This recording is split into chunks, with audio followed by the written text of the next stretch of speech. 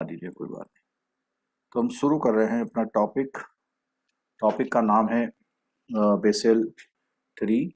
Basal three का ही topic चल रहा है और मैंने ये बताया था जेआईबी के लिए 2 क्लास काफ़ी होती हैं, लेकिन जो सीआईबी है उनके लिए 20 क्लासेस बेसल के नाम से होती है। पूरा मॉड्यूल है, 2 मॉड्यूल में से काफ़ी पार्ट उसमें होता है कवर। और अगर आपने सीक्वेंस से एक एक चैप्टर को किया हुआ है तो बेसल आप अपने डीडीएम सीडीएम को भी पढ़ा सकते हैं, इतनी मैं गारंटी देता हूँ।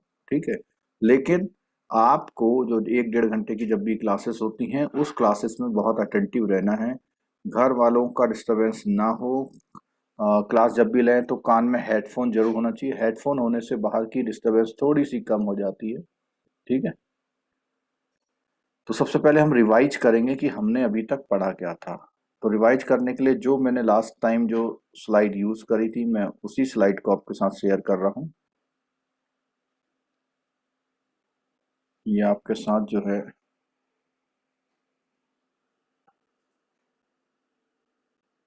सामने स्क्रीन पे आ चुकी है। और इनिशियली इनिशियली जो हम इसको शुरू कर रहे हैं वो जेआईबी की बुक से कर रहे हैं, क्योंकि जेआईबी की बुक से करने के बाद हम जेआईबी वालों को इस चैप्टर से छोड़ देंगे, फिर सीआईबी की बुक को बाद में रेफर करेंगे। उसमें बहुत सारी कॉमन चीजें हैं।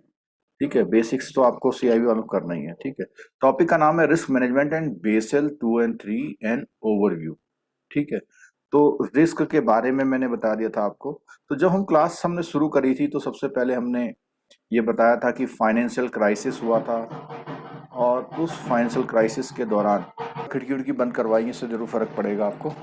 ठीक है, चलो। हाँ, तो हम बात कर रहे थे कि फाइनेंशियल क्राइसिस हुआ था दुनिया में। जो G10 कंट्री थी, G10 कंट्री ने मिल करके, क्योंकि अधिकतर जो प्रॉब्लम्स थी इनको, हमें जो बड़ी कंट्रियां थी G10 कंट्रियां, उन कंट्रियों की ही ज्यादा प्रॉब्लम थी, क्योंकि बैंकिंग और फाइनेंस में वो ज्यादा आगे थे।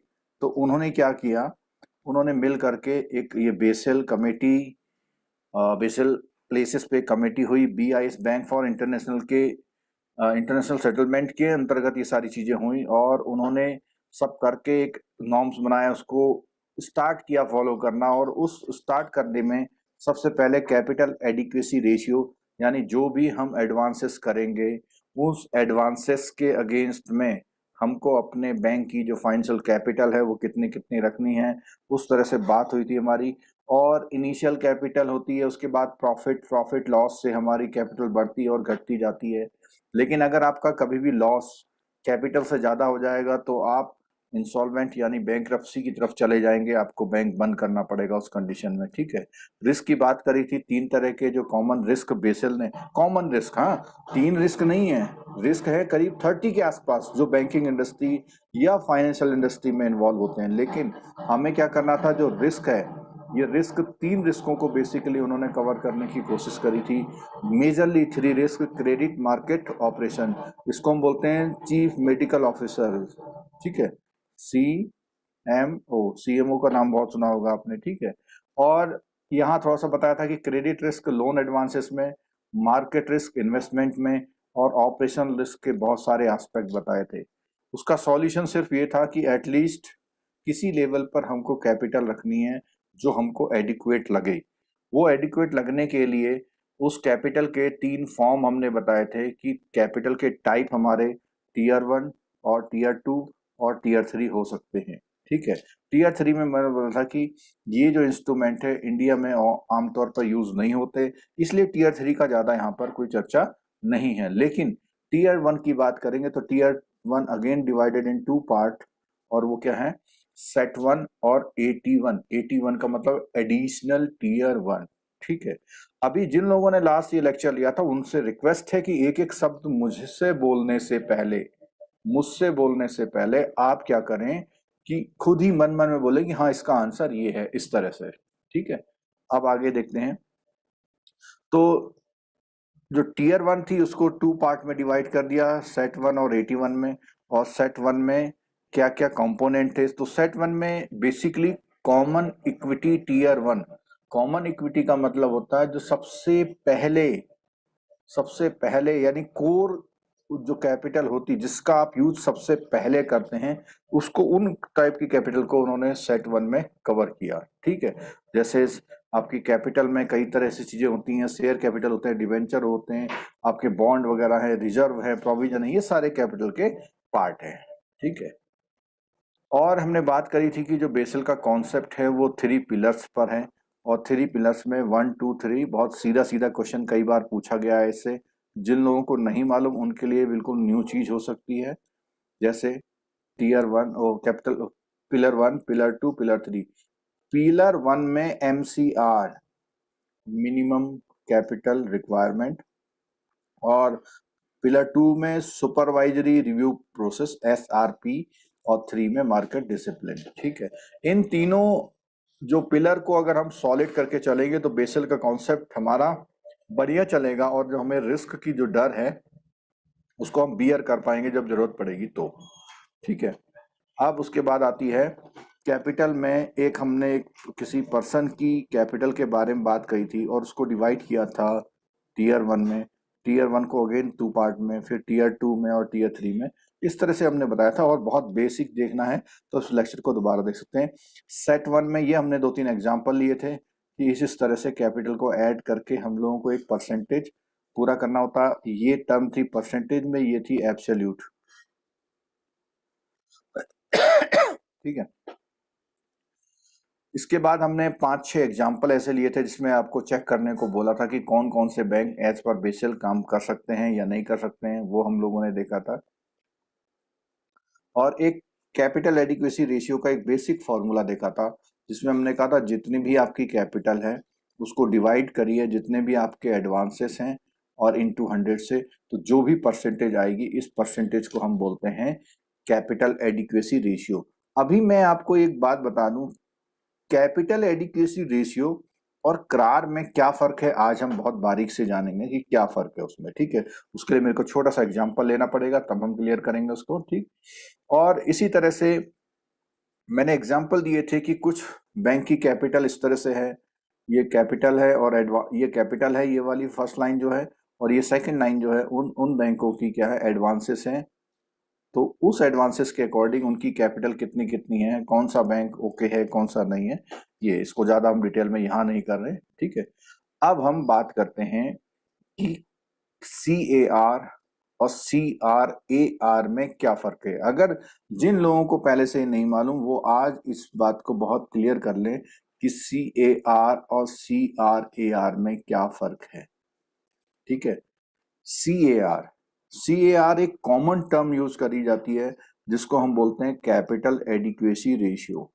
कैपिटल एडिक्वेसी रेशियो, ये बेसल ने बोला कि हमको एक कैपिटल एडिक्वेसी रेशियो का कॉन्सेप्ट लेके आना है, लेकिन नए जब बेसल लागू हुआ तो उस लागू होने के बाद इस CAR को टेक्निकली थोड़ा रिफाइन किया गया, जिसमें एक नेम दिया गया कैपिटल टू। इसकी फुल फॉर्म आप लोग मन में दोहराइए, आप लोग कई लोग गलती करेंगे। Capital to risk weighted asset ratio, capital to risk weighted asset ratio, capital to risk weighted asset ratio. तो ये जो 4 वर्ड है यहाँ पे करार में लिए गए हैं, और ये R का मतलब रिस्क वेटेड है, A का मतलब एसेट, और रेशियो। ठीक है, ये कैसे काम करता है इसके बारे में बात बताते हैं, एग्जाम्पल से बताएंगे, बहुत खूबसूरती से आपको समझ में आएगा।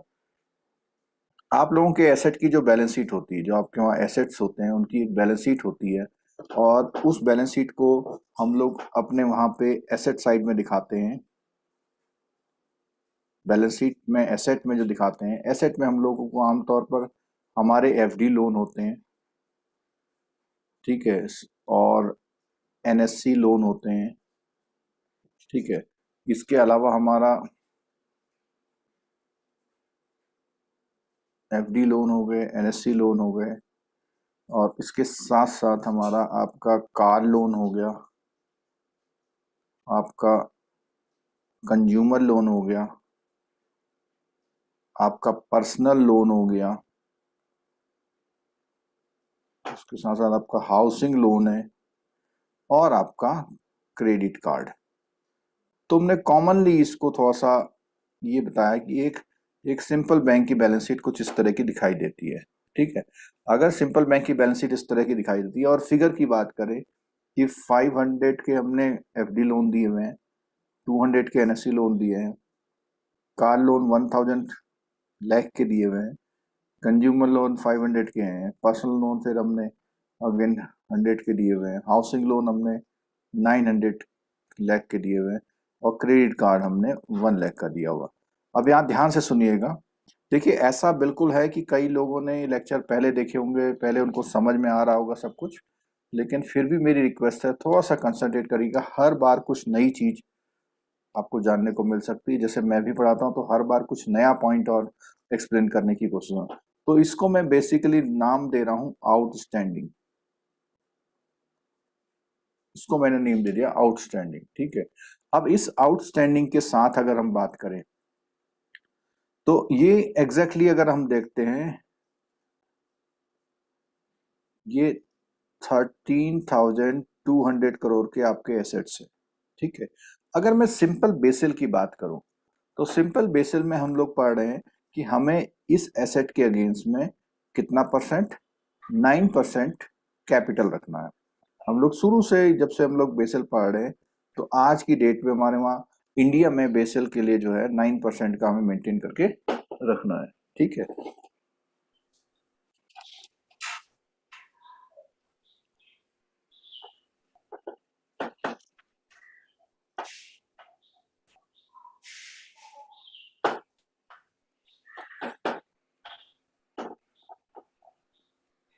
तो 9% की अगर हम बात करें,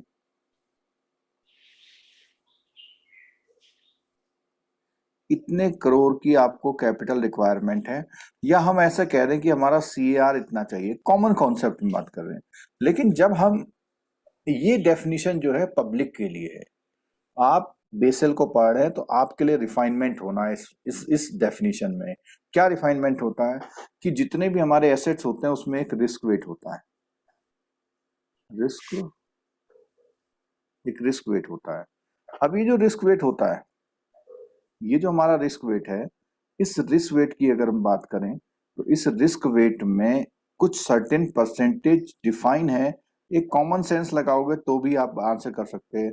कोई मुझे बता सकता है कि एफडी के अगर हम लोन देते हैं तो हम लोगों को एफडी के अगेंस्ट जो लोन देते हैं उसमें कितना रिस्क आपको लगता है कि होता है? कोई बता सकता है आंसर? 0 सर। 0%। कॉमन आंसर आ रहा है 0%। अच्छा, एनएससी में कितना है? अच्छा, थोड़ा होता है but zero zero. Zero sir. नहीं सर, दूसरे के हो पास से सकता है, लेकिन क्योंकि सेंट्रल गवर्नमेंट की सिक्योरिटी है तो इसको भी हम लोग यहाँ पर जीरो जीरो करते हैं, ठीक है। कार लोन में कितना रिस्क होता है? सर 100%। 100%।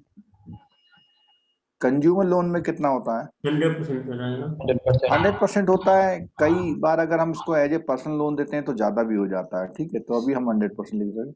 पर्सनल लोन में कितना होता है? 100%। 120। 125। हाउसिंग लोन में कितना होता है? बहुत अच्छा क्वेश्चन है ये। 35 to 50।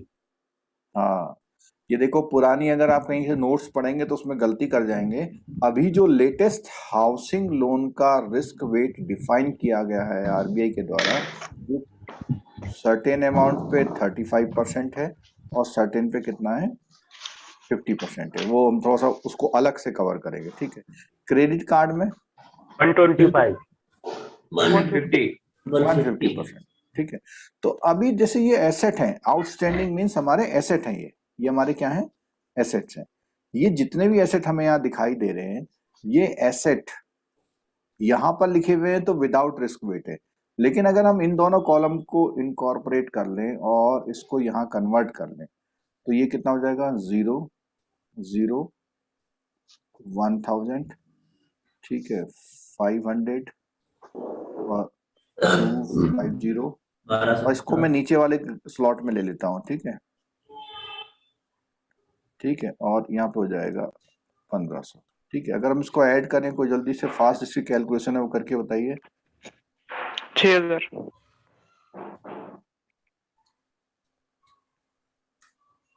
8750 आ रहा है मेरे अकॉर्डिंग, आप भी देख लीजिएगा, ठीक है। 8750। हाँ, ठीक है। तो अब यहाँ पे लॉजिक समझना है आपको। क्या लॉजिक समझना है कि एक बार तो हमको कहा गया कि भैया 13200 आपका एसेट्स हैं, आप उसमें कैपिटल मेंटेन करो, लेकिन वहीं पर जब हमने इसको थोड़ा बदला तो ये जो फिगर है हमारी, इस फिगर को हम बोलते हैं रिस्क वेटेड एसेट। मतलब इसमें रिस्क वेट शामिल हो गया, हमारे एसेट में रिस्क वेट शामिल हो गया, तो हमारा हो गया रिस्क वेटेड एसेट। और अगर ये रिस्क वेटेड एसेट है तो इसके अगेंस्ट में अगर हम 9% मेंटेन करते हैं तो कितना हो जाएगा? 787.5। 787.5।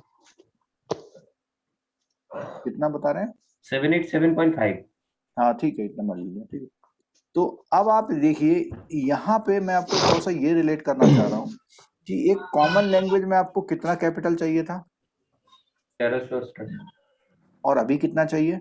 787। ठीक है। ये पोर्टफोलियो था एक एग्जाम्पल के तौर पे एक बैंक का, तो उसने पोर्टफोलियो जो दिया था उसके अकॉर्डिंग उसको रिस्क कैपिटल कम मेंटेन कर रही थी।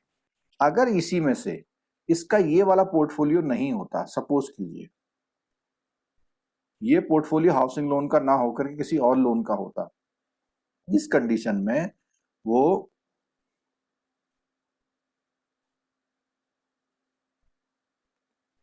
इस कंडीशन में उसको हो सकता है कि ज्यादा वो करना पड़े, क्योंकि उसका 9000 इमीडिएटली कितना हो गया 4500। ठीक है। ऐसे ही आपने देखा होगा क्रेडिट कार्ड कंपनियां होती हैं, अगर ये सिर्फ क्रेडिट कार्ड कंपनी होती तो आप देखिए कि इसको 1000 की जगह 1500 पे मेंटेन करना पड़ता अपना कैपिटल एडिक्वेसी रेशियो। तो ये जो नीचे वाली फिगर आई है, इसी फिगर को हम क्या बोलते हैं? क्रार। ठीक है। अब आपको एक छोटा सा कैलकुलेशन है, जिस बैंक का मैं एग्जांपल ले रहा हूं उस बैंक की कैपिटल मैं आपको दे रहा हूं। इस बैंक की कैपिटल है 500 करोड़। कोई बता सकता है इसका क्रार कितना है? ये तो अमाउंट में है, मुझे Krar in terms of percentage चाहिए। सर ये तो एसेट पोर्टफोलियो के बाद पता चलेगा ना। एसेट पोर्टफोलियो है ना, अच्छा ये यही लेके चल रहे हैं हम। जो रिस्क वेटेड एसेट है उसका 787 है। सर फिर इसका नेगेटिव में आएगा। नहीं, नेगेटिव में तो हो ही नहीं सकता, 45 करोड़। ये फिगर कभी भी नेगेटिव में नहीं हो सकती। सर 63 जीरो हो सकती है। 63.53। चलो, ये मैंने फॉर्मूला लिखा है, फॉर्मूला सबको समझ में आ रहा है? ये क्रार का फॉर्मूला है ना। जब ये क्रार का फॉर्मूला है तो हमको क्या क्या मालूम है? हमें ये तो कैलकुलेट करना है। हमें कैपिटल मालूम है, capital is what 500 into 100 upon 787। तो अभी कैलकुलेटर निकाल लेता हूँ। सर 63.53। ठीक है, 63.5। तो आप ये देखिए कि इस बैंक की क्रार जो है वो 63.5 क्या है? परसेंटेज है। ठीक है। अब यहीं पर मैं इस बैंक की कैपिटल अगर 50 कर देता, 50 करोड़, अगर मैं ये कैपिटल 50 करोड़ कर देता तो हमारा ये कितना हो जाता? 6.3। तो यहाँ पे टेंटेटिवली दिख रहा है कि ये बैंक हमारी उस बेसल के नॉर्म्स को फॉलो नहीं कर रहा है, और अगर उसे ये अपना 6% बढ़ाना है तो उसे कौन से 2 स्टेप लेने हैं बताइए? वो अपना करार बढ़ाना चाह रहा है। करार का मतलब करार नहीं, करार का मतलब क्रार, CRAR। ठीक है। कैपिटल एनहांस करना होगा। क्या करना होगा? कैपिटल एनहांस कैपिटल इन्व्यूज कर सकता है या फिर हाँ, एक एसेट में ऑप्शन चेंज उसके कर पास सकता ये है। है कि वो अपनी कैपिटल को यहाँ 50 से 50 और बढ़ा दे और कितना कर ले 100 करोड़। सेकंड क्या कर सकता है? लोन पोर्टफोलियो में लोन चेंज कर कम सकता है। वो जो इसका लोन पोर्टफोलियो है जो नए लोन देगा वो नए लोन किस पे देगा? या तो सिक्योरिटी के अगेंस्ट में दो या या हाउसिंग लोन, या ठीक है, ऐसे लोन देगा जिसमें क्या कम है? Risk Wait. वेटेड कम। कैपिटल रिस्क वेट कम है। रिस्क वेटेड तो उससे- कैपिटल कम है। हाँ हाँ, तो उससे क्या होगा, उसका जो रिस्क वेटेड एसेट का प्रोफाइल थोड़ा सा कम होगा, ठीक है, और रिस्क वेटेड एसेट का प्रोफाइल कम होगा तो उससे वो अपनी जो करार की परसेंटेज को बढ़ा सकता है। लेकिन इमीडिएट उपाय क्या करना होगा उससे? सबसे जल्दी कौन सा उपाय कर सकता हो? कैपिटल इन्फ्यूज करना। कैपिटल हाँ, अच्छा, ये जो कैपिटल इन्फ्यूज वाला जो ऑप्शंस है, ये ऑप्शंस पहले क्या होता था, किसने संभाल रखा था? गवर्नमेंट गवर्नमेंट ने गवर्नमेंट ने। और गवर्नमेंट जब एनुअल बजट आता था, एवरी एनुअल बजट पे वो कुछ ना कुछ करोड़ रुपए, 50,000 करोड़ समथिंग समथिंग वो इन्फ्यूज करती थी, ठीक है, तो उससे उनकी कैपिटल बढ़ती थी और अचानक ये काम हो जाता था। ठीक, क्लियर होगी बात है? तो कार यानी CAR और करार दोनों में फर्क समझ में आ गया? सर एक ठीक बार हो गया कर ना? दीजिए। कार ही तो मिनिमम हम लोगों को 9% रखना है ना, या कार 9%? कार देखो एक कॉमन टर्मिनोलॉजी है कि हमें कैपिटल एडिक्वेसी रेशियो मेंटेन करके चलना है, लेकिन कार जो है उसी कार का टेक्निकल उसमें एस्पेक्ट है कि एसेट कौन सा रखना है, मतलब जो कैपिटल की एडिक्वेसी किसके अगेंस्ट में रखनी है। मतलब क्या हमें परसेंटेज वही सेम है, 9% ही मेरे को मिनिमम मेंटेन करना है। जो कार है ना, ये एक नॉर्मल टर्मिनोलॉजी है, लेकिन जो ये 9% का वर्ड आता है वो आता है करार के लिए। अभी मैं थ्योरी में दिखाता हूँ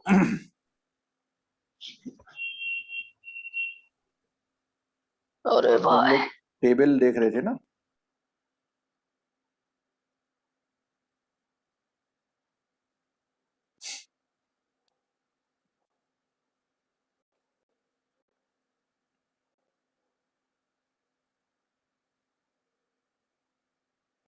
यहाँ क्या वर्ड लिखा हुआ है, यहाँ पे लिखा हुआ कैपिटल रिक्वायरमेंट, ठीक है, कैपिटल रिक्वायरमेंट इतनी है, लेकिन वो अगेंस्ट किसके है?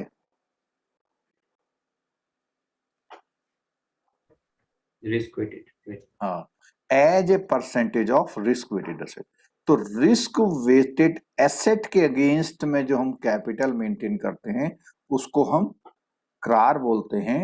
और CAR वर्ड एक कॉमन टर्मिनोलॉजी का वर्ड है कि कैपिटल एडिक्वेसी रेशियो का कॉन्सेप्ट है एक, जिसमें से अगर हम रखते हैं तो अपने एसेट को रिस्क वेट में कन्वर्ट करके ही रखते हैं। ठीक,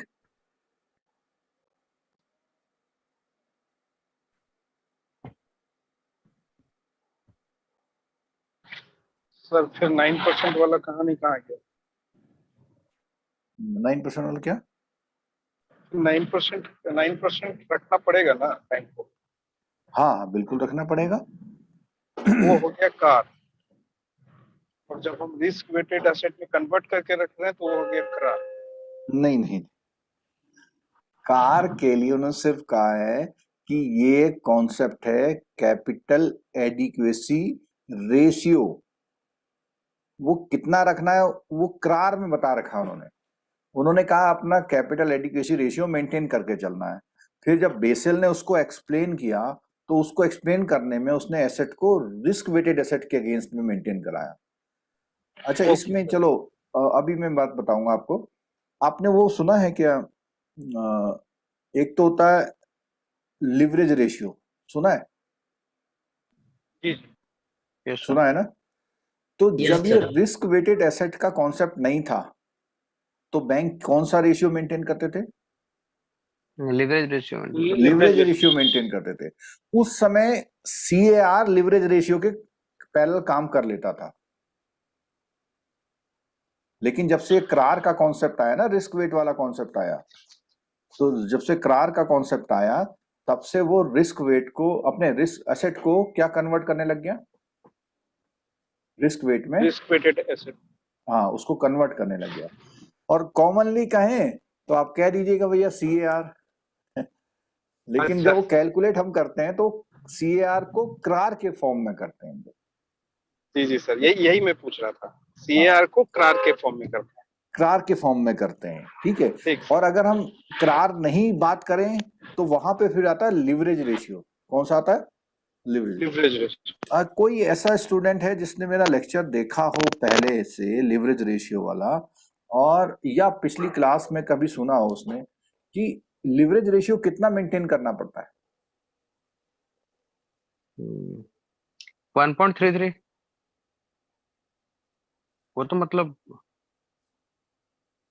लिवरेज रेशियो में रिस्क वेटेड एसेट को नहीं लेते थे, वो सीधे कहते थे जो भी एसेट है उसका 4% कर लो। कितना कर लो? 4%। अब इस एग्जांपल में देखिए कि उसकी रेलिवेंसी देखिए। यहाँ पे कैपिटल हम कितने दिखा रहे हैं? सिंपल कैपिटल, वो एसेट 13200 13200 है। और हमारे इसी बैंक की एग्जांपल लेते हैं तो 50 करोड़ का कैपिटल है। ये कितना परसेंट आएगा बताओ?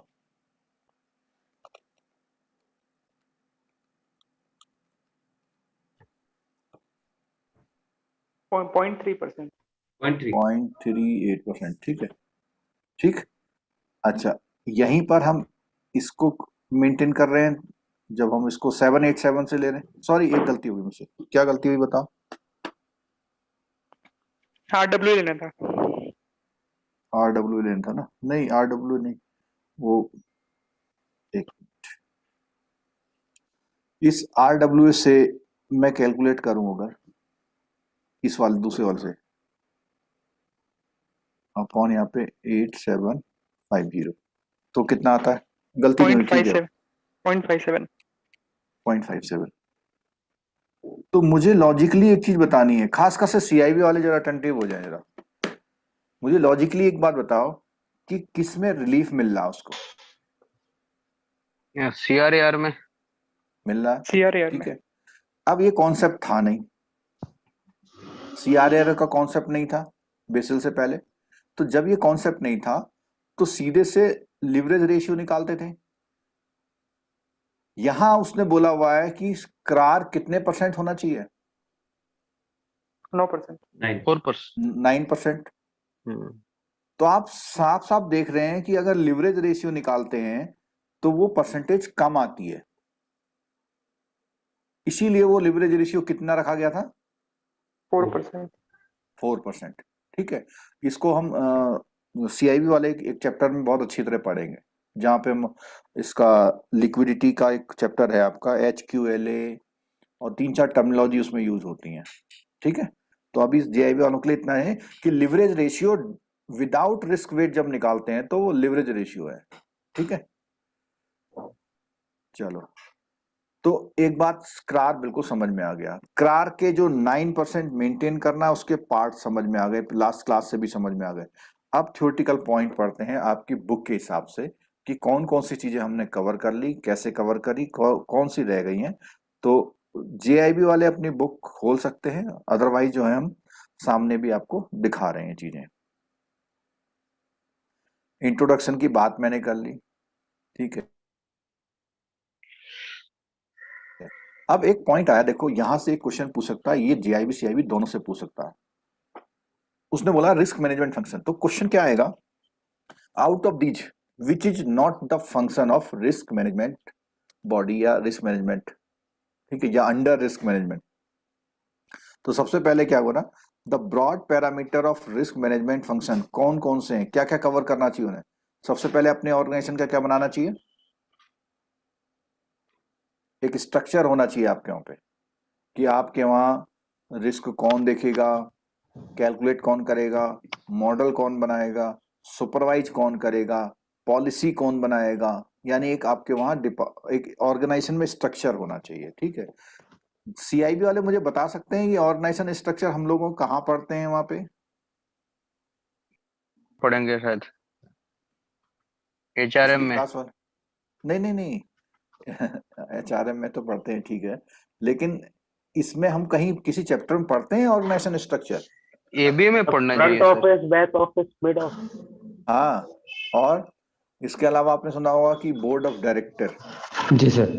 ऑल्को committee, risk ALCO risk management committee, ठीक है, ये स्ट्रक्चर है और ये तीनों रिस्कों में पढ़ने पड़ते हैं, क्रेडिट में भी, मार्केट में भी और ऑपरेशन में भी।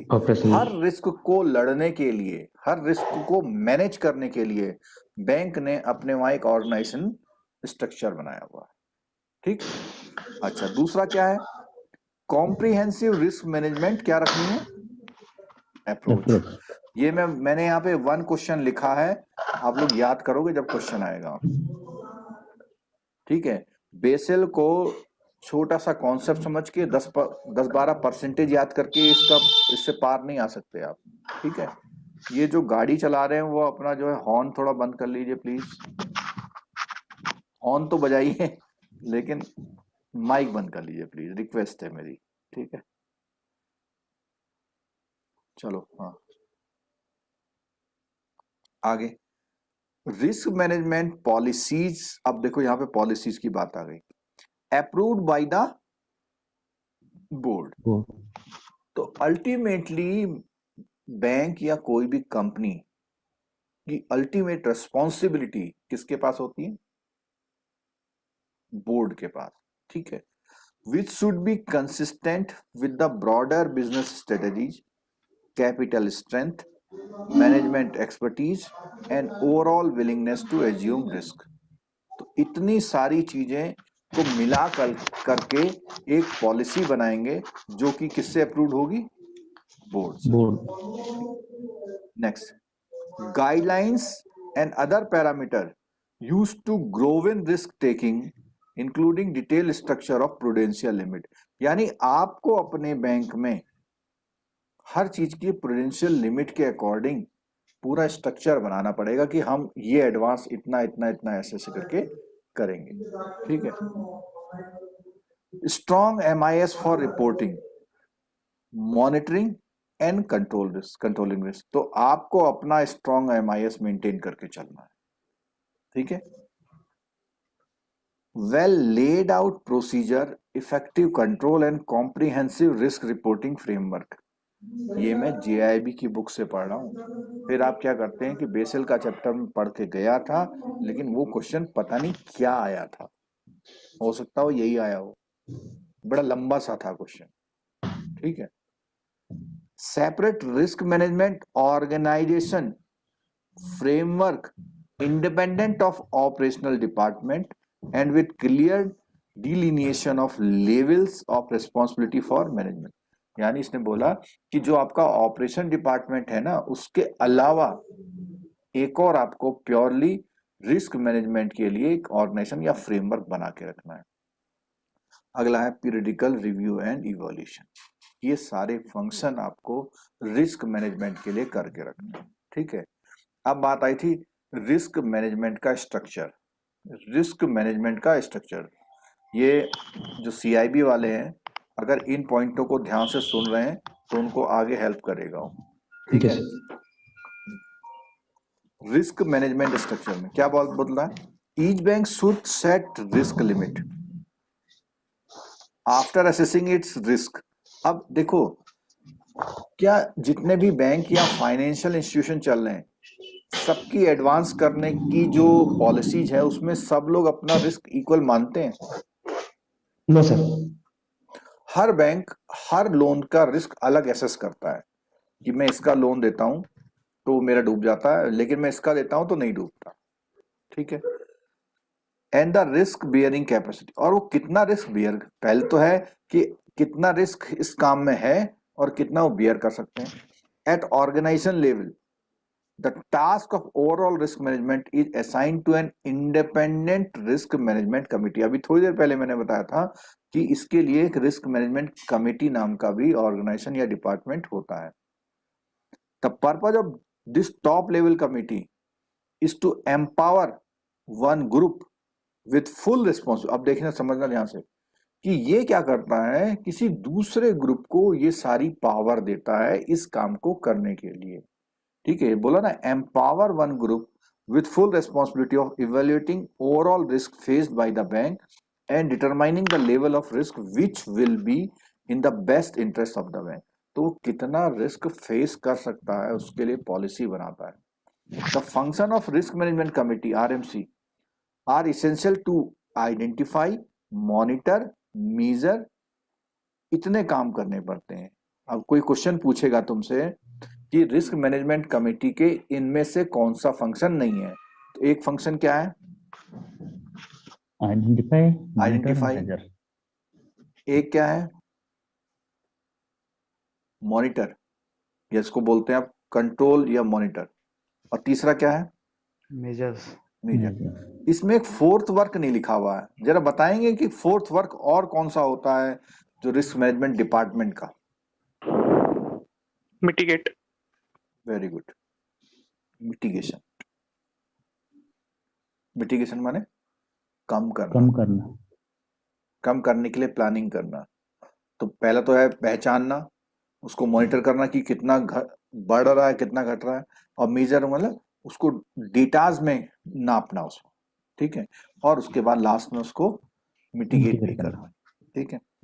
The committee also develops policies and procedure. अब ये भी किसका काम है? कमेटी का। वो अपने वहाँ पॉलिसी, प्रोसीजर और वेराइटीज, द मॉडल, कौन कौन से मॉडल हम लोग यूज करेंगे, ठीक है, फॉर प्राइसिंग कॉम्प्लेक्स प्रोडक्ट। अब ये मॉडल जो यूज कर रहे हैं किसके लिए कर रहे हैं? हमारे एसेट मैनेजमेंट में जो भी प्रोडक्ट होते हैं उन प्रोडक्ट की प्राइसिंग होती है। कोई बता सकता है प्रोडक्ट की प्राइसिंग किस टर्म में होती है?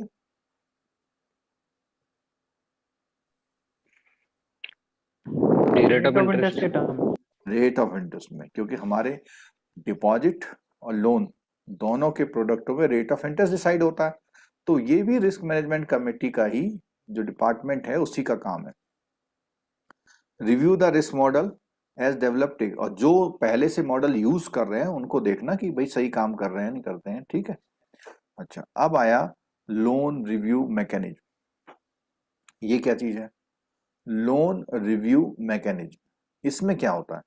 बेसिकली आप लोन देते कैसे? लोन को एप्लीकेशन लेना, pre sanction, sanction, post sanction, post disbursement, recovery, ये सारी चीज आती है लोन रिव्यू मैकेनिज्म, ठीक है। तो उसमें कहा है banks have therefore used loan review mechanism. और क्यों करते हैं? ये करते हैं quality of the loan book और for bringing about qualitative improvement in the credit rating. इसके लिए उसको कांस्टेंट इवोल्यूशन करना पड़ता है और उसके लिए उसको लोन रिव्यू मैकेनिज्म का फॉर्मूला लगाना पड़ता है। For large value accounts with responsibility assigned in various areas such as, अब उसमें क्या इवेल्युएट करना है, क्या करना है? The effectiveness of loan administration, कि कितनी बढ़िया तरह से काम कर रहा है। Maintaining the integrity of credit grading process, कि हम लोग किसी चीज को क्रेडिट रेटिंग दे रहे हैं तो कितनी इंटीग्रिटी से दे रहे हैं, क्या हम बायस तो नहीं है। Assessing the loan loss provision, कि जो हमारे लोन लॉस हो रहे हैं, जो बैड हो रहे हैं अकाउंट, उनके लिए प्रोविजन को एसेस करना। पोर्टफोलियो क्वालिटी, हमारे वहाँ जितने भी लोन्स हैं, हाउसिंग लोन कितने अच्छे हैं, कार लोन कितने अच्छे हैं, इसका वो करना। द मेन ऑब्जेक्टिव ऑफ, अब यहां से भी एक क्वेश्चन पूछ सकता है, ठीक है, क्या है question? Promptly identify loans which develop credit weakness and initiate timely corrective action. क्या क्या चीज है? एक तो आपको लोन्स को आइडेंटिफाई करना है जहां पर क्रेडिट वीकनेस और इनिशिएट टाइमली करेक्टिव एक्शन लेना है आपको। Evaluate portfolio quality and isolate potential problem areas, कहां आपको प्रॉब्लम आती है। Provide information for determining adequacy of loan loss provision, ठीक है। क्या बोला इसने? इंफॉर्मेशन की बात करिए। Assesses the adequacy and adherence to loan policies and procedure and to monitor compliance with relevant laws and regulations। इस ये जो अभी मैं पढ़ रहा हूँ 5 पॉइंट, कई लोगों को हो सकता है नींद आने लग गई होगी, लेकिन अगर आपको JIB CIB करना है तो एक बार ढंग से पढ़ना चाहिए आपको, ठीक है। उसके बाद क्वेश्चन कहीं से भी आएगा तो कम से कम 90 क्वेश्चन तो समझ में आएंगे। कहाँ से आएंगे? 10 क्वेश्चन नहीं आएंगे समझ, मान लिया 90 क्वेश्चन समझ में आएंगे। 60 क्वेश्चन में कॉन्फिडेंस होगा, 50 क्वेश्चन आप कुछ चैलेंज से करोगे, 35 क्वेश्चन बिल्कुल कह दोगे ठीक है। अगर आपका ये रेशियो चल रहा है तो आप पास हो जाएंगे। ठीक है, अगला पॉइंट है provide top management with information on credit administration. अब ये भी लोन रिव्यू मैकेनिज्म का काम है कि अपने जो टॉप मैनेजमेंट है उसको प्रोवाइड करना कि हम लोग कैसे एडमिनिस्ट्रेशन कर रहे हैं, कैसे सैंक्शन कर रहे हैं, सैंक्शनिंग प्रोसेस क्या है, रिस्क कैसे इवेल्युएट करते हैं और पोस्ट सेक्शन फॉलोअप क्या है। मतलब जो भी आप काम कर रहे हैं उसको टॉप मैनेजमेंट को बताना भी लोन रिव्यू मैकेनिज्म का एक पार्ट है। ठीक है, accurate and timely credit grading is one of the basic component of effective loan। ठीक है, चलो अब बात आती है क्रेडिट रिस्क की। हमने पहले भी बता दिया कि क्रेडिट रिस्क इमीडिएटली अगर होता है तो किसमें होता है, वो लोन्स एंड एडवांस जैसे ही, और वो किसकी वजह से होता है, बोरोवर की वजह से या काउंटर पार्टी। अब यहां पे एक बात देखिए, ये दो वर्ड क्यों लिखे हुए हैं, बोरोवर और काउंटर पार्टी, बोरोवर और काउंटर पार्टी। कई बार क्या होता है, जब आप कहीं पे किसी से पेमेंट आनी होती है आपके पास, तो आपका ऐसा बोरोवर नहीं है। ठीक है, आपका बोरोवर नहीं है वो। ठीक है, आपने उससे कुछ पैसे इन्वेस्ट कर रखे हैं उसके ऊपर, तो उस कंडीशन में हम उसको काउंटर पार्टी बोलते हैं। और जब लोन की बात होती है तो उसको प्रॉपरली हम बोरोवर बोलते हैं। ठीक है, और एक ब्रॉड टर्म में देखा जाए तो हमसे जो भी डील कर रहे हैं वो सब काउंटर पार्टी हैं, चाहे वो हमको हमारे वहां डिपॉजिट कर रहे हैं, चाहे हम उनको लोन दे रहे हैं। ठीक है, in banks portfolio losses stem from outright default due to inability or unwillingness to the customer or counterparty to meet commitment। कई बार क्या होता है, एक तो उसने बोला inability और दूसरा बोला unwillingness, दोनों बातें हैं। कई बार तो दे ही नहीं पाता, कई बार दे सकता है लेकिन willingness नहीं है देने का, डिले कर रहा है। ठीक है, commitment to lending, trading, settlement and other finance. तो हमारे कोई भी सेटलमेंट है, जैसे ट्रेडिंग की बात करी तो ट्रेडिंग में हम लोग उसको काउंटर पार्टी यूज करते हैं। वर्ड जब हम ट्रेडिंग करते हैं तो उसको हम काउंटर पार्टी यूज करते हैं। ठीक है, and alternatively losses result in the reduction in portfolio value arising from the actual and perceived deterioration in the credit quality. ठीक है, इसमें क्या होता है कि जो क्रेडिट क्वालिटी में हमारा फिर डिटोरेशन होता है अगर हमारा लॉसेस होंगे तो। Credit risk emanates from a banking dealings with an individual and corporate bank of financial. ठीक है, अब देखो इसमें एक क्वेश्चन फिर यहाँ बनता है, कौन कौन से फॉर्म्स में जो है क्रेडिट रिस्क होता है। तो जैसे हम अभी तक हम बात कर रहे थे कि क्रेडिट रिस्क हमारा लोन्स में होता है। ठीक है, तो एक तो पॉइंट आ गया डायरेक्ट लैंडिंग में। दूसरा आया अगर हम गारंटी या एलसी भी ओपन करते हैं तो उसमें भी क्रेडिट रिस्क होगा। सपोज कीजिए यही क्वेश्चन आने वाले एग्जाम में आपके आ जाए कि लेटर ऑफ क्रेडिट में कौन सा रिस्क होता है, credit risk, market risk, operation risk और इंटरेस्ट रेट रिस्क या रेपुटेशन रिस्क, कुछ नाम दे दें। तो जैसे ही क्वेश्चन आएगा तो आपको थोड़ा सोचना पड़ता रहता है। तो अभी बिल्कुल क्लियर कट आ रहा है कि एलसी या गारंटी में भी क्रेडिट रिस्क होता है। अगला पॉइंट आया ट्रेजरी ऑपरेशन। ट्रेजरी ऑपरेशन में भी क्रेडिट रिस्क बोला उसने। The payment or series of payment due to the counter party. मैंने अभी थोड़ी देर पहले बताया था कि जैसे ही आप इन्वेस्टमेंट वाले मोड में आते हैं तो वहां पर उसको क्या नाम देते हैं हम लोग, काउंटर पार्टी। ठीक है, ट्रेडिंग बिजनेस, सिक्योरिटी ट्रेडिंग कर रहे हैं तो उसमें भी अगर आपका सेटल नहीं हो पाता है वो भी क्रेडिट रिस्क है। Cross border exposure, cross border मतलब देश के बाहर, the availability and free transfer of foreign currency fund में आइदर सीज और रेस्ट्रिक्शन में be impose by the sovereign. यानी जो दूसरी, इसका सोवरेन का मतलब आप लोग कॉमन समझे, कंट्री, इंडिपेंडेंट कंट्री जिसपे किसी का होल्ड नहीं होता उसको सोवरेन बोलते हैं। ठीक है, वो कंट्री अगर आपका कोई पेमेंट किसी सीज कर देती है, रेस्ट्रिक्ट कर देती है तो क्रॉस बॉर्डर एक्सपोजर। तो हमारा ये भी क्लियर हुआ कि क्रेडिट रिस्क कहाँ आता है। अब हम बात करते हैं मार्केट रिस्क। तो हमने मार्केट रिस्क के लिए एक ही वर्ड बताया है, इन्वेस्टमेंट इन्वेस्टमेंट इन्वेस्टमेंट। ठीक है, तो क्या चीज है? Traditionally credit risk management was the primary challenge for bank. सबसे पहले मार्केट रिस्क की बात नहीं हुई थी।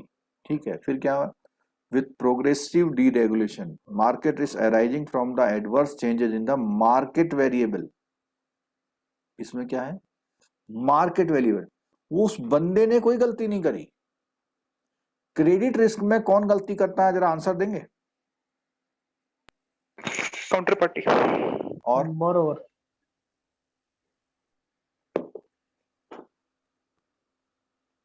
बिल्कुल ठीक आंसर दिया, या बोरोवर या काउंटर पार्टी की गलती से होता है। ठीक है, लेकिन मार्केट रिस्क में बोलना है मार्केट वेरिएबल।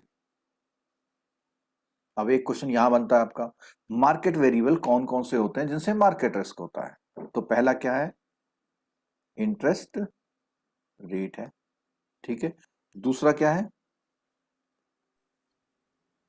पॉलिसी आ सकती है, फॉरेक्स रेट है। तीसरा क्या है? sovereign इक्विटी rate, प्राइस यानी शेयर, ठीक। इक्विटी के प्राइसेस में गड़बड़ हो रही है। और तीसरा क्या है? कमोडिटी। ठीक है, तो इसमें बोलना है कि ये मार्केट वेरिएबल ये हैं, इनमें अगर चेंजेज आता है, इसमें कहीं पे भी आदमी का नाम नहीं दिया हुआ, देखो बंदे का नाम नहीं है कहीं पे, तो ये जो बंदे का नाम नहीं होना वो मार्केट रिस्क है। यानी मार्केट की सिनेरियो की वजह से ऐसा हो रहा है, लोग गड़बड़ नहीं कर रहे हैं। क्रेडिट रिस्क में कौन लोग हैं? दो, counter party और borrower, काउंटर पार्टी। ठीक है, एंड कॉमन डिप्रेस। ठीक है, अच्छा। Even a small change in a market variable causes substantial changes in the income and economic value of bank. Market risk taken in the form of। अब market risk किस 4-5 form में आता है? तो एक क्वेश्चन सभी के लिए ये भी इंपॉर्टेंट होता है कि आउट ऑफ दीज कौन सा मार्केट रिस्क में नहीं आता? तो आपको तो आते हैं पढ़ने, कौन कौन सा आता है? Liquidity risk. भाई आपके पास फॉरेन एक्सचेंज के 5000 जो है यूरो पड़े हुए हैं, बिक नहीं रहे, तो लिक्विडिटी रिस्क में आ गया। इंटरेस्ट रेट रिस्क, अभी आपने 4% पे 10 ईयर के लिए इन्वेस्टमेंट कर दिया और पता लगा मार्केट में रेट हो गया कितना परसेंट? 6%। ठीक है, foreign exchange rate, foreign exchange में इंटरेस्ट से तो मतलब नहीं है, फॉरेन एक्सचेंज का रेट फ्लक्चुएट कर गया। कमोडिटी से मतलब कोई बता सकते हैं क्या होता है? कुछ स्टॉक किए हुए थे, वो प्राइस घट गया, बढ़ गया। सामान वही। कुछ सामान, यानी गोल्ड। गोल्ड हमारे लिए क्या है? कमोडिटी, कमोडिटी है। ठीक है, ट्रेडिंग कमोडिटी है। ठीक, आया अगला, आया कौन सा risk? Equity price risk. Equity का मतलब स्टॉक में। shares, stocks, share. इक्विटी का मतलब सिंपल शेयर। तो अगर शेयर में कुछ कम ज्यादा हो रहा है तो उस कंडीशन में हमारा ये प्रॉब्लम आता है। अच्छा, तो ये जरा 5 रिस्क को रिवाइज करना है अपने मार्केट रिस्क में, मेरे साथ अपने मन में बोलेंगे, जोर से बोलेंगे। पहला है लिक्विडिटी रिस्क, दूसरा है इंटरेस्ट रेट रिस्क, तीसरा है फॉरेक्स, चौथा है कमोडिटी और पांचवा है इक्विटी। ठीक है, जिसमें से जो 3 टाइप है, मैं इसको येलो कलर से लिख रहा हूं, 3 टाइप को समझिएगा। ये होता है हमारा एक तरह से डेट मार्केट में। कहां पे होता है? Debt market. ये हमारा कहां होता है? Forex market. ये हमारा कहां होता है? Equity शेयर्स में। अच्छा, मैं थोड़ा सा रिवाइज ये करना चाहूंगा, हमारे 4 तरह के फाइनेंशियल मार्केट कौन से होते हैं? इन्होंने सबसे शुरू में से क्लासेस लेना शुरू किया है।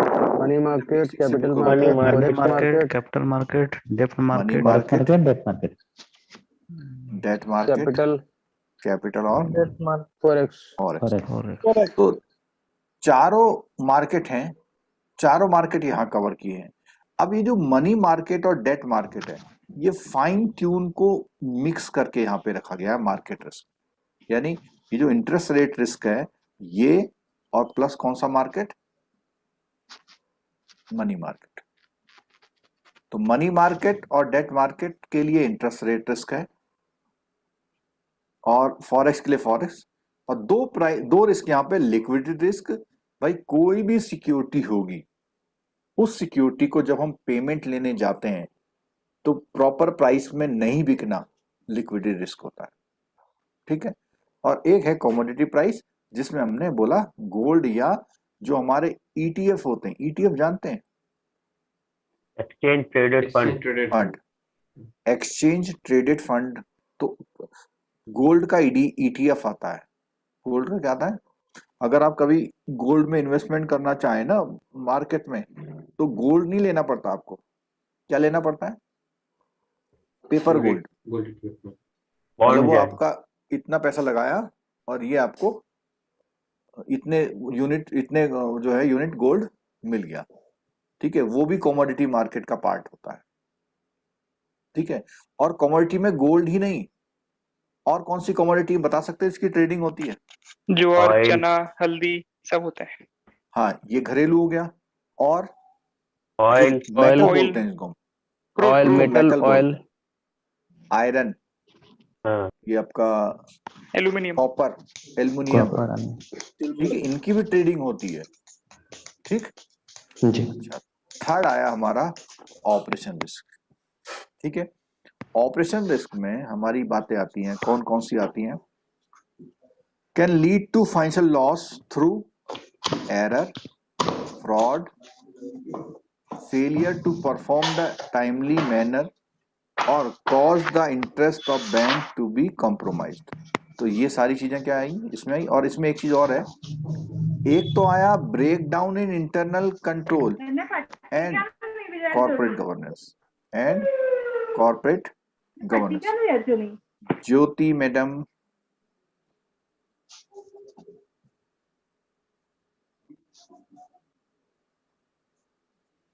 चलो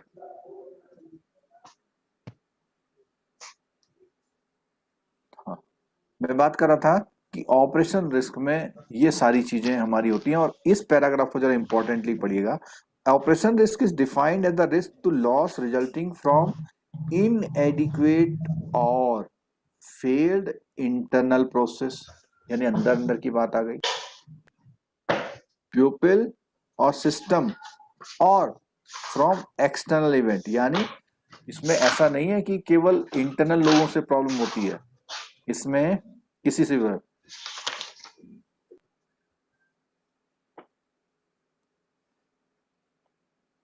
अनुज कुमार सिंह जी, अभी बहुत लंबा चैप्टर है, पेज पलट के खत्म नहीं होगा है? देखो भाई, पास होना है तो पढ़ना तो पड़ेगा। किसी के पास ऐसा तरीका हो जो बता दे कि बिना पढ़े पास हो जाएंगे, तो ऐसा मुश्किल मिलेगा ना, ठीक है। चलो एक सेकंड में जरा YouTube में भी कुछ लोग आए हुए हैं, उनसे बात कर लूं। आज विनोद भाटी बहुत दिनों बाद आए हैं, क्या बात।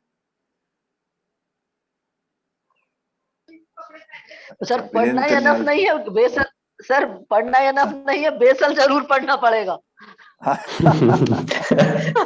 भाई सीआईबी बिल्कुल वाले तो पढ़ना नहीं बच पड़ेगा। सकते, सीआईबी वाले तो Backbone बेसल है। छोड़ दिया तो सेकंड पेपर ही छोड़ दो आप, बैकबोन है हाँ सर मतलब बच नहीं सकते सेकंड इससे। पेपर। नहीं बच सकते, ठीक है। और जो सीआईबी कर रहे होंगे अधिकतर, उसमें बहुत सारे ऐसे भी होंगे जो 1 2 3 4 प्रमोशन ले लिया होगा जिन्होंने, और आगे जाना है, जीएम एजीएम बनना है, तो ये चीजें मालूम होनी चाहिए आपको ना, ठीक है। सर मीना जी है, हाँ चीफ मैनेजर साहब तो मीना जी भी हैं, है ना। तो अच्छी बात है, जानकारी होती है तो फायदा मिलता है ना। और अच्छा, कोई ऐसा स्टूडेंट इस क्लास में बैठा हुआ है जिन्होंने हमारी क्लासेस ली हो और फिर वो ट्रेनिंग सेंटर में गए हों, और ट्रेनिंग सेंटर में किसी चीज का डिस्कशन हो रहा हो और उसमें वो अच्छा आंसर कर पाए हो, कोई है ऐसा?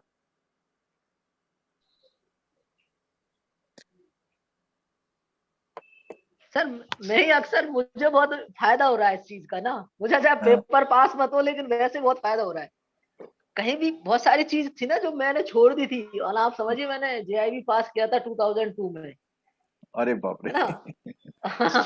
और मैंने उसको ये मतलब फॉर्म कई बार भरा, दिया नहीं, एग्जाम देता नहीं था। कोविड की हाँ। वजह से मैं थोड़ा आपके टच में आ गया, फिर मेरा थोड़ा बहुत मतलब बहुत अच्छा लग रहा है। चलो मतलब ठीक है, देखो basic जो नॉलेज knowledge भी होनी होना बहुत बड़ी बात है, हाँ कई बार हमें हेल्प मिलती है उससे ना।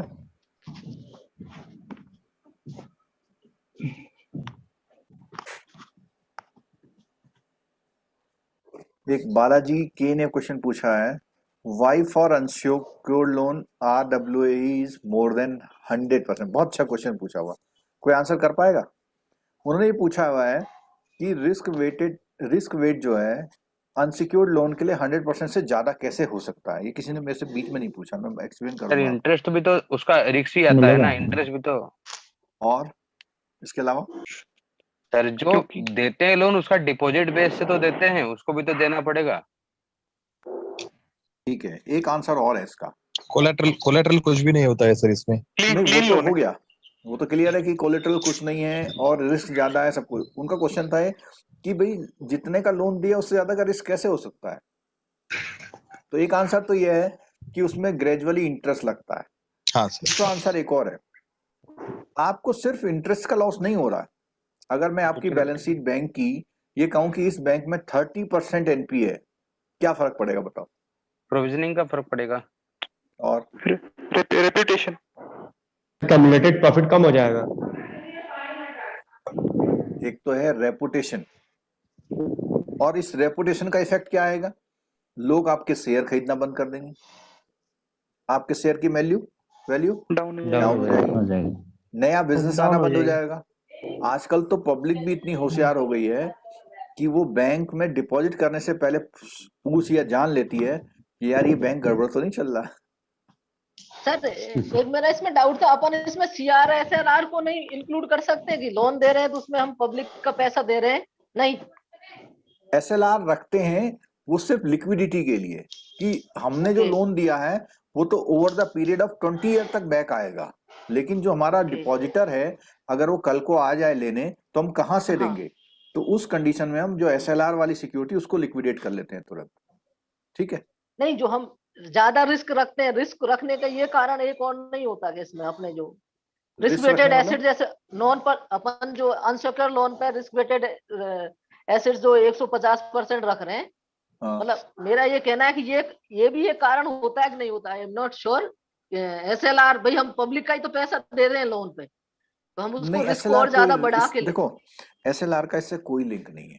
अच्छा, SLR का कोई लिंक नहीं है ना? SLR का केवल Internally ये पर्पज है कि हम जितना पब्लिक से डिपॉजिट लेते हैं हम सारा लोन में ना बांटे, कुछ हम ऐसी जगह रखें जहां से श्योरली पैसा आ सके। जब चाहें तब आ जाए, लिक्विड कर सकते हैं। लिक्विडिटी जिसकी ठीक ठाक हो।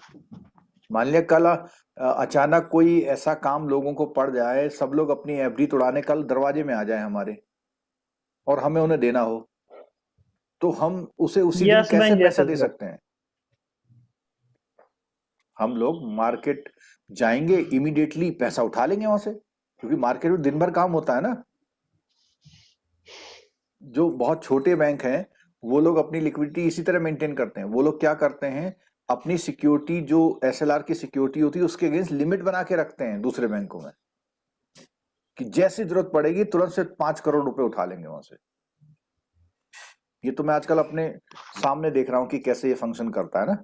तो लिमिट बना के रखी हुई है उन्होंने, जब जरूरत होती है, जिस दिन जरा सी भी जरूरत होती है तो तुरंत 5 करोड़ रुपए उठा लेते हैं वहां से अगर चाहिए तो। ठीक है,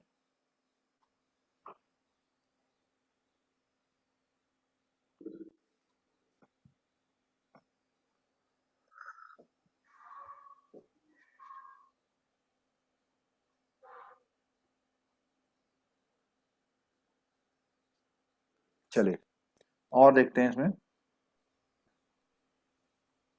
पीयूष जी भी आज क्लास में है, वेलकम पीयूष जी। चलो इंट्रोडक्शन बासित, तो अब ये बेसल का तो मैंने आपको पूरा पहले बता दिया था, सब कुछ ये चल रहा था ना जो कि क्या थी कंट्री थी, ये पढ़ने की कोई जरूरत नहीं है, वो मैंने सारी कहानी आपको बहुत बढ़िया तरह से बता दी। फिर बेसल 1 हुआ। अब यहाँ पे देखो in India however banks are required to maintain minimum capital to asset ratio is 9%, जबकि वो वहां से जब ये चला था इट वाज फिक्स्ड एट कितने परसेंट? 8% सर। तो बेसिल वन अकॉर्ड की बात, अकॉर्ड का मतलब बेसिल वन नॉर्म्स में ऐसा था, ठीक है। अब यहां देखिए, the banks overall minimum capital requirement will be the sum of the following. अब यहां एक पॉइंट आया कि जो कैपिटल की रिक्वायरमेंट है उसमें कौन कौन सी चीज ऐड होंगी। तो उसमें बोला capital requirement for credit risk on all credit exposure is excluding items comprising trading book and including counterparty credit risk on all OTC derivatives on the basis of risk weighted asset। इस point को ध्यान से सुनिएगा। एक तो उसने बोला जितना भी आपका क्या है क्रेडिट एक्सपोजर, क्रेडिट एक्सपोजर को हम लोग क्या नाम देते हैं? लोन या एडवांसेस, ठीक है। दूसरा एक बात बोला, यहां बोलता है excluding items comprising trading book. यहां पे एक पॉइंट समझिए, बैंकिंग बुक और ट्रेडिंग बुक में क्या फर्क है? बैंकिंग बुक और ट्रेडिंग बुक क्या फर्क है इन दोनों में? बैंकिंग बुक और ट्रेडिंग बुक में क्या फर्क है, कोई बता सकता है?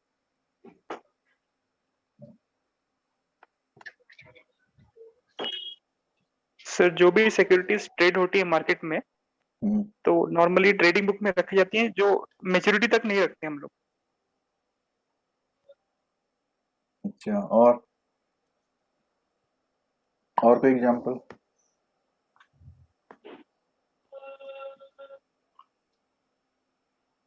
ट्रेजरी ऑपरेशन ट्रेडिंग बुक में होता है। कौन सा? ट्रेजरी। चलो मैं बताता हूं। देखो, जिसका डिसाइडिंग फैक्टर बैंक होता है, जिसके रेट डिसाइडेड बाय कौन? बैंक। उस सब फिगर को बोलते हैं बैंकिंग बुक, ठीक है। और जिसका रेट डिसाइड कौन करता है? मार्केट। जिसका डिसाइड रेट कौन करता है? मार्केट। उसको हम क्या बोलते हैं? अभी बात समझ में आई? जी। तो यहां इसने एक वर्ड बोला था excluding item comprising trading book, यानी आपका ऐसा कोई भी एक्सपोजर, एक्सपोजर का मतलब क्या होता है? जिसे आप डील कर रहे हैं। Loan exposure, type of loan जैसे इन्वेस्टमेंट एक्सपोजर, किसी भी फाइनेंशियल अमाउंट से जिससे डीलिंग कर रहे हैं उसको एक्सपोजर बोलते हैं, ठीक है। तो यहां बोल रहा है कि ऑल क्रेडिट एक्सपोजर, फिर बोल रहा क्या? Excluding items comprising trading book, यानी इक्विटी मार्केट में कोई भी क्रेडिट रिस्क नहीं होता। कौन सा रिस्क होता है इक्विटी मार्केट में? Market risk. आगे बोलता है and including counter party credit risk on all OTC derivative. अब ओटीसी का मतलब क्या होता है? Over the counter. Over the counter. Over the counter का मतलब है आप अपनी सिक्योरिटी को किसी को दे रहे हैं और वो आपको पैसा दे रहा है। आप पैसा दे रहे हैं और आप सिक्योरिटी ले रहे हैं। ओवर द काउंटर जो आरबीआई ने परमिट किया हुआ है कि आप अपनी कोई भी ट्रेडिंग बाहर भी कर सकते हैं। एक तो रेपो सिस्टम में कर सकते हैं और एक बाहर कर सकते हैं, ठीक है। तो यहां बोलता है ओवर द काउंटर डेरिवेटिव। तो यहां ही बोल रहा है कि जब आप ओवर द काउंटर किसी सिक्योरिटी की डीलिंग करते हैं, उस सिक्योरिटी की डीलिंग में कौन सा रिस्क होता है? Credit risk, counter party risk, जिसको हम क्रेडिट रिस्क की तरह देते हैं। तो जो हाँ वही क्रेडिट रिस्क है, उसी को नाम क्या दे दिया हमने? Counter party credit risk. Clear हो गया बात? ठीक, आगे देखो। On the basis of risk wait, तो रिस्क वेट के अकॉर्डिंग तो करते ही हम लोग, ठीक है। अगला पॉइंट बोलता है and capital requirement for market risk in the trading book. देखो साफ साफ आ गया यहाँ पे, क्या आ गया साफ साफ कि अगर हम बात करेंगे मार्केट रिस्क की तो मार्केट रिस्क बैंकिंग बुक में नहीं रखा जाएगा, नहीं होता है, ट्रेडिंग बुक होता में ही नहीं। जी मार्केट रिस्क होता है ट्रेडिंग बुक में, ट्रेडिंग बुक। ठीक है, जिसको बैंक से बाहर डील करते हैं आप। और वो ट्रेडिंग से मतलब सिर्फ शेयर ट्रेडिंग का मतलब नहीं है, ट्रेडिंग से मतलब एनी टाइप ऑफ सिक्योरिटी, ठीक। Based on RBI guidelines issued in 2000 in the lines of the amendment of capital accord BECIL, चलो इसमें कोई मतलब नहीं इसका, ठीक है। अब ये करते करते क्या आया आपका बेसिल 2 अकॉर्ड आ गया। तो ये बेसिल 2 को बोला गया ए रिवाइज फ्रेमवर्क, कौन सा, कब आया है? 2004 में। जो जेआईबी वाले लोग बैठे हुए हैं उनकी ये बुक से ये लाइनें अब रिमूव कर दी गई हैं,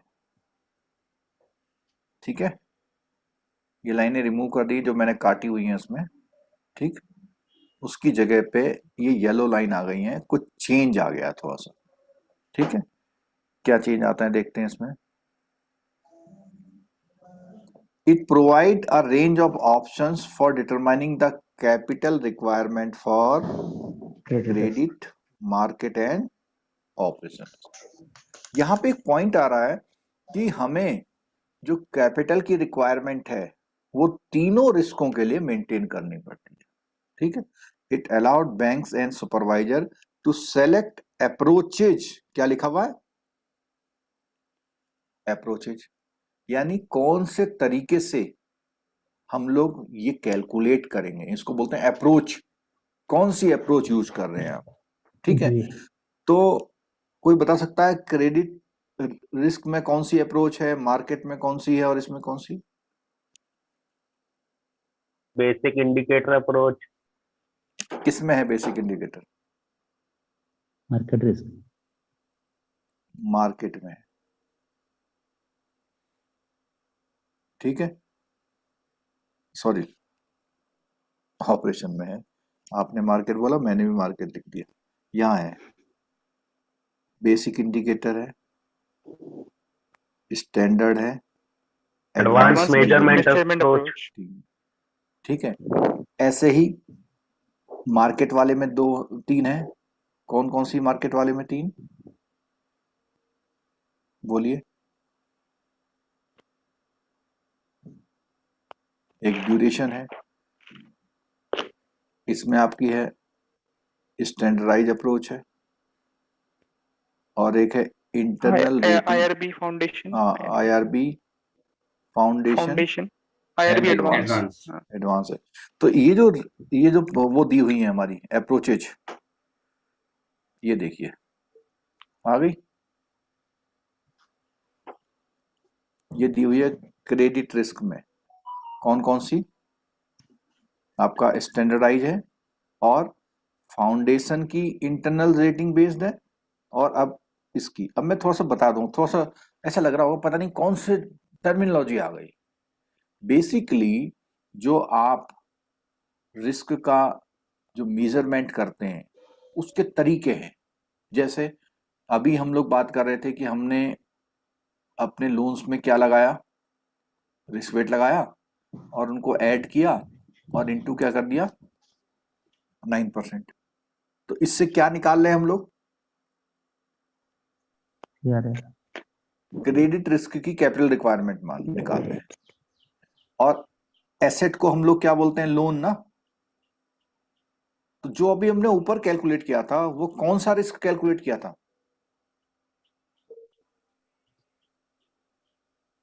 credit risk sir, credit risk, क्योंकि वो हमने रिस्क लोन्स में मेंटेन किया था, ठीक है। अगर हम लोन्स में निकाल रहे थे तो हमारा वो क्रेडिट रिस्क था। क्लियर होगी बात? तो अगर हम क्रेडिट रिस्क निकाल रहे थे और एक तरीका था हमारे पास निकालने का, कोई बता सकता हो कौन सा तरीका था इन तीनों तरीकों में से? स्टैंडर्डाइज। हम लोग अभी इंडिया में क्रेडिट रिस्क इस मेथड से निकाल रहे हैं जो हमने ऊपर दिखाया था आपको, लेकिन उसके 2 और तरीके हैं, और तरीकों का नाम क्या दिया हुआ उन्होंने, अप्रोच। तो अभी जब हम वो लाइन पढ़ रहे थे कि उसने कहा कि आपको क्रेडिट मार्केट ऑपरेशन, तीनों रिस्कों के अगेंस्ट आपको मेंटेन करना है मिनिमम कैपिटल रिक्वायरमेंट, यही बोल रहे थे ना। तो मिनिमम कैपिटल रिक्वायरमेंट मेंटेन करने के लिए तीनों रिस्क में कितने कितने तरीके हैं? तीन तरीके। यहां थोड़ा सा मिसप्रिंट हो रखा है, ये जो मार्केट रिस्क और है, एडवांस ड्यूरेशन में हाँ इसमें भी 3 है। एक मेजोरिटी वाला है। हाँ मैच्योरिटी। वो कौन से वाले में है? स्टैंडर्ड में है? जरा सीआईबी वाले अपनी बुक से बोलना 3 कौन से हैं। Maturity duration. एक तो है स्टैंडर्डाइज, और कौन सा है? ड्यूरेशन, और तीसरा मैच्योरिटी, यही है ना? Yes sir. 3 अप्रोच। तो जेआईबी वाले केवल ये समझ लीजिए कि जो मिनिमम कैपिटल रिक्वायरमेंट की कैलकुलेशन होती है, चाहे वो क्रेडिट पे हो, मार्केट पे हो या ऑपरेशन पे हो, उसके लिए 3 अप्रोच, 3 मेथड है। ठीक है, तो क्वेश्चन आपके में सिंपल ही आ सकता है, और सीआईबी वालों में इसमें कैलकुलेशन आती है पूरी कि भाई इससे निकालो करके। ठीक है, चलो आगे।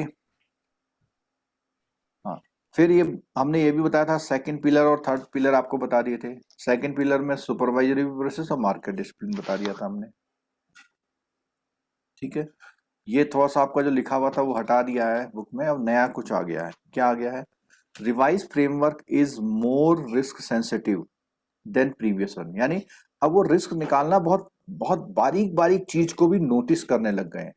ठीक है, but countries where risk is the local banking market are relatively high need to consider if banks should be required to hold additional capital over and above the Basel minimum। अब उसने बोला कि बहुत सारे कंट्री ऐसे हैं जहां पर उनको लगता है कि नहीं हमारे वहां तो ज्यादा ही दिक्कत है, तो उनको बोला हुआ आप अपनी रिस्क को, अपनी कैपिटल को कैसा करके रखेंगे?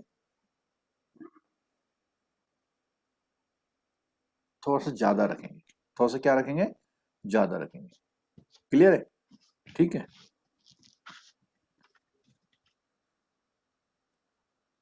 this is particularly the case with the more broad brush standardized approach। तो अब ये बोल रहे हैं कि उसमें क्या particularly इसी अप्रोच से लेते हैं। even in the case of the internal rating based approach, however the risk of major losses event may be higher than in normally allowed to this framework। तो अधिकतर लोग कौन सी अप्रोच अब यूज कर रहे हैं? Standardised. Basel II framework also required that banks and supervisors give appropriate attention to the second supervisory review and third market assessment। तो अभी बोल रहे हैं कि वो केवल पहले ही उससे मतलब नहीं है, तीनों पिलर सुपरवाइजरी रिव्यू और मार्केट इसमें इस पे बहुत ध्यान अटेंशन दे रहे हैं। ठीक है, it required effort by the bank assesses their capital adequacy and supervision to review such assessment in addition to the disclosure provided। ठीक, चलो अब यहां पर वो बात आ गई है कुछ हमारी इंपॉर्टेंट वाली, जो हमने पिक्चर में बना के बताई थी, अब थ्योरी में रिलेट कर रहे हैं। तो यहां पर बात कर रहा हूं मैं the first pillar minimum capital requirement. अब देखो यहां पे कुछ बहुत बारीक बारीक बात आने वाली जो आपको क्वेश्चन पेपर में फंसा देती हैं। क्या बोलता है? The capital base of the bank consist the following 2 type of capital element. Tier 3 की बात नहीं कर रहा, कौन कौन सी? टीयर 1 और टीयर 2। ठीक है, और यहां पर ये जो एक लाइन लिखी हुई थी पुरानी बुक में, will be limited to maximum 100% of total tier 1, इसका मैंने एक्सप्लेनेशन लास्ट क्लास में कर दिया था। अब ये क्लॉज काम नहीं करता। ठीक है, दूसरी बात, टीयर 1 कैपिटल के 2 टुकड़े, सेट 1 और 81, ये भी हमने बताया था। जो टीयर 1 है इट शुड बी मिनिमम कितना? 7% और RWA, जिसमें से सेट 1 मिनिमम कितना? 5.5, और कैन बी, देखो इसको ध्यान सुनिएगा, 81 can be admitted at maximum 1 point, उससे ज्यादा आप नहीं ले सकते। ठीक है, tier 2 not exceed 2% ऑफ। तो ये दोनों बातें मैंने उस क्लास में भी क्लियर करी थी कि मैक्सिमम इससे ज्यादा आप नहीं ले सकते, ठीक है। और वो भी किसका, आरडब्ल्यूए का। जितना आपका एसेट्स हैं रिस्क वेटेड एसेट, उसका 2% या उसका 1.5% ले सकते हैं। इन एडिशन, अब देखो ये जेआईबी की बुक में अब आ गया है, पहले नहीं था। क्या आ गया है, इन एडिशन टू सेट 1 आपको मेंटेन करना है कैपिटल कंजर्वेशन बफर कितने परसेंट का, 2.5 का। यानी जो सेट 1 अभी आपकी, सेट 1 कितनी है अभी आपकी, 7% है। 5.5 ये छोटी छोटी मिस्टेक करते हैं ना। तो ये सीसीबी जो है 5.5 है, 7% तो T1 है जी, और AD1 को प्लस मिला के 2, 7%। तो वो ये कह रहे हैं ये करना है, ठीक है। अच्छा, दूसरी बात, इस पॉइंट को बहुत ध्यान से सुनिएगा, ये जेआईबी के लिए थ्योरी, सीआईबी के लिए न्यूमेरिकल में बहुत जरूरी है। क्या जरूरी है, where general provision, general loan loss reserve include amounts reflecting lower valuation of asset or latent but unidentified loss present in the balance sheet, the amount such provision or reserve will be admitted as tier 2 capital up to a maximum 1.25% of total credit risk asset under the standardized approach। इसका मतलब बहुत ध्यान समझिएगा, ये कहना चाह रहा है कि आपके पास कई तरह की कैपिटल है, और जो कई तरह की कैपिटल है उस कैपिटल में आपके पास नीचे भी देख सकते हैं। सर ये 1 नंबर का क्वेश्चन आया था इस बार, कौन सा वाला, यही 1.25% ऑफ आरडब्ल्यूए। हाँ, ये बहुत मतलब फैक्चुअल क्वेश्चन है और न्यूमेरिकल में यूज होता है, ठीक। तो इसमें 1.25% तक आप क्या ले सकते हैं, टीयर 2 में ले सकते हैं। Tier 2 capital up to maximum 1.25। अब टीयर 2 कैपिटल मैक्सिमम कितनी हो सकती है, जरा बताओ तो। 2% ऑफ आरडब्ल्यूए। तो जो आप 2% लाते हो उसमें से कुछ पार्ट किसका ले सकते हैं आप, प्रोविजन का। लेकिन इसके लिए मैक्सिमम लिमिट दे दी है, कितनी,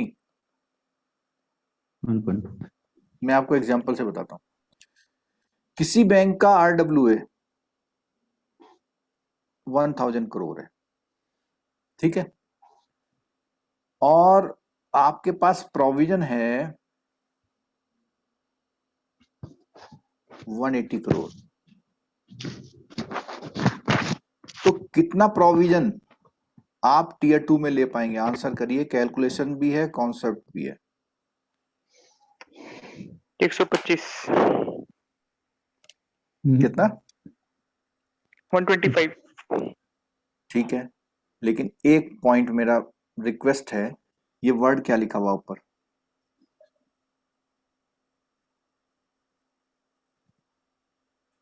क्या लिखा हुआ है, total credit RWA. Credit RWA. ये आपका कौन सा आरडब्ल्यू है, टोटल आरडब्ल्यूए। टोटल। अगर मैं आपसे क्वेश्चन पूछूं, ये आरडब्ल्यूए कौन से 3 तरह का होता है, क्रेडिट ऑपरेशन, क्रेडिट में भी होता है, मार्केट मार्केट में भी होता है, और ऑपरेशन में भी होता है, ठीक है। तो क्वेश्चन में आपको ये देखना पड़ेगा कि आरडब्ल्यूए टोटल दिया हुआ है या सिर्फ क्रेडिट का दिया हुआ है, और आपको उठाना कौन सा वाला है, क्रेडिट वाला। तो मैं इसको क्वेश्चन को ये मानता हूं, ये मैंने काहे का दे रखा है, क्रेडिट का दे रखा। मैं ये मान लेता हूं कि मैंने किसका दे रखा है, क्रेडिट। तो इसका 1.25% कितना हुआ,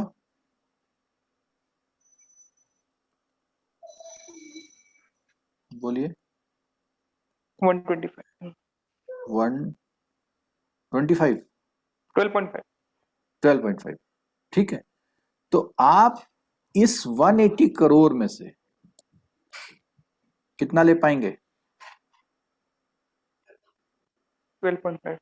12.5, ठीक है। और लेट्स से बाकी 200 करोड़ और है आपके पास, टोटल कितना हो गया? 212.5। 212.5। तो क्या पूरा टीयर 2 ले पाएंगे आप? नहीं, उसमें 200 ले पाएंगे। हाँ, ये दो एस्पेक्ट हैं। एक तो ये 2% से ज्यादा ले ही नहीं सकते। तो 1000 करोड़ का 2% कितना होगा? 20। 200। और आपका टोटल कितना आ रहा है? 212.5। तो आप जब अपना कैपिटल का स्ट्रक्चर बनाएंगे तो उसमें सिर्फ कितना ले पाएंगे? 200। ये प्रोविजन आपके किसी काम का नहीं आ रहा है। लेकिन यहीं पर थोड़ा सा सुनिएगा कि अगर मैं इसी को थोड़ा सा ट्विस्ट कर दूं कि ये जो आपका 200 था इसकी जगह होता 190, कितना होता? 190। तो कितना ले पाते हैं आप? 10 करोड़। तो 10 करोड़ ले लेते हैं आप उसमें, ठीक है। थोड़ा सा कॉम्प्लिकेट लग रहा होगा बिल्कुल, क्योंकि हम लोग उसे डेली डेबिट क्रेडिट तो करते नहीं है बैंकों में इस काम को। लेकिन मैं क्वेश्चन की बात बता रहा हूं कि क्वेश्चन कैसे कैसे आपके आ सकते हैं, ठीक है। अच्छा, एक इंपॉर्टेंट पॉइंट, मैं अभी क्या पढ़ रहा हूं यहाँ पे? टीयर 2 पढ़ रहा हूं ना, देखिए जी मैं अभी टीयर 2 पढ़ रहा हूं। अगर मैं टीयर 2 पढ़ रहा हूं तो टीयर 2 के कंपोनेंट पढ़ रहा हूं। एक पॉइंट पढ़िएगा जरा, ये वाला, asset revaluation reserve which take the form of latent gains। latent gains का मतलब समझे आप लोग?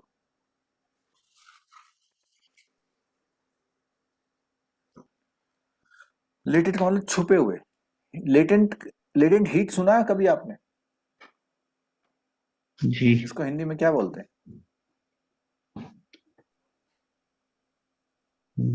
पढ़ा होगा जरूर। गुप्त उष्मा। हाँ Latent बिल्कुल, समझ में आ गुप्त जाता उष्मा ही बोलते हैं उसे, है। गुप्त छुपी हुई ताप। गर्मी, ठीक है। तो ऐसे ही वो बोल रहा है कि आप जो एसेट हैं आपके पास पुराने, उसको अगर क्या कर लें,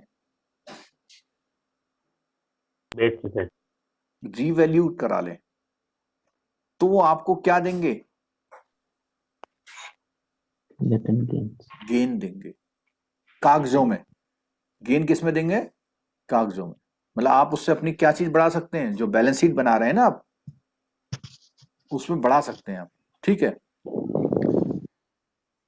ऑन अनरियलाइज्ड सिक्योरिटी, कई सारी सिक्योरिटी आपके पास होती हैं लेकिन आप उसे बेच ही नहीं रहे। अगर बेचते तो बहुत फायदा आ जाएगा आपको। Will be subject to the discount of कितना?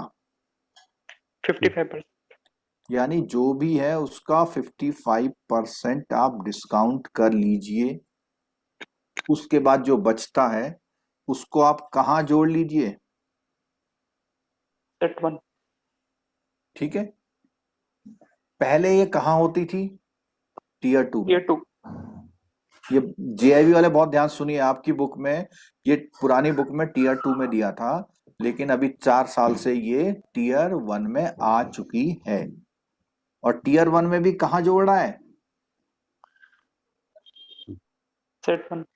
सेट 1 में। टीयर 1 में भी जोड़ रहा है वो, सेट 1 में जोड़ रहा है, ठीक है। तो सेट 1 में आप रीवैल्यूएशन रिजर्व, इसका एग्जांपल मैं दे सकता हूं आपको। जैसे आपके पास कोई बहुत पुराना घर है जो बिल्कुल शहर के बीचों बीच है, और पता लगा आपके फादर ने वो 15,000 में लिया था आज से 40 साल पहले, और आज उसकी कीमत है कितनी? 20 लाख या 1 करोड़, जो भी है, ठीक है। तो पेपर में तो वो 15,000 है, लेकिन रियल वैल्यू क्या है उसकी? 20 लाख।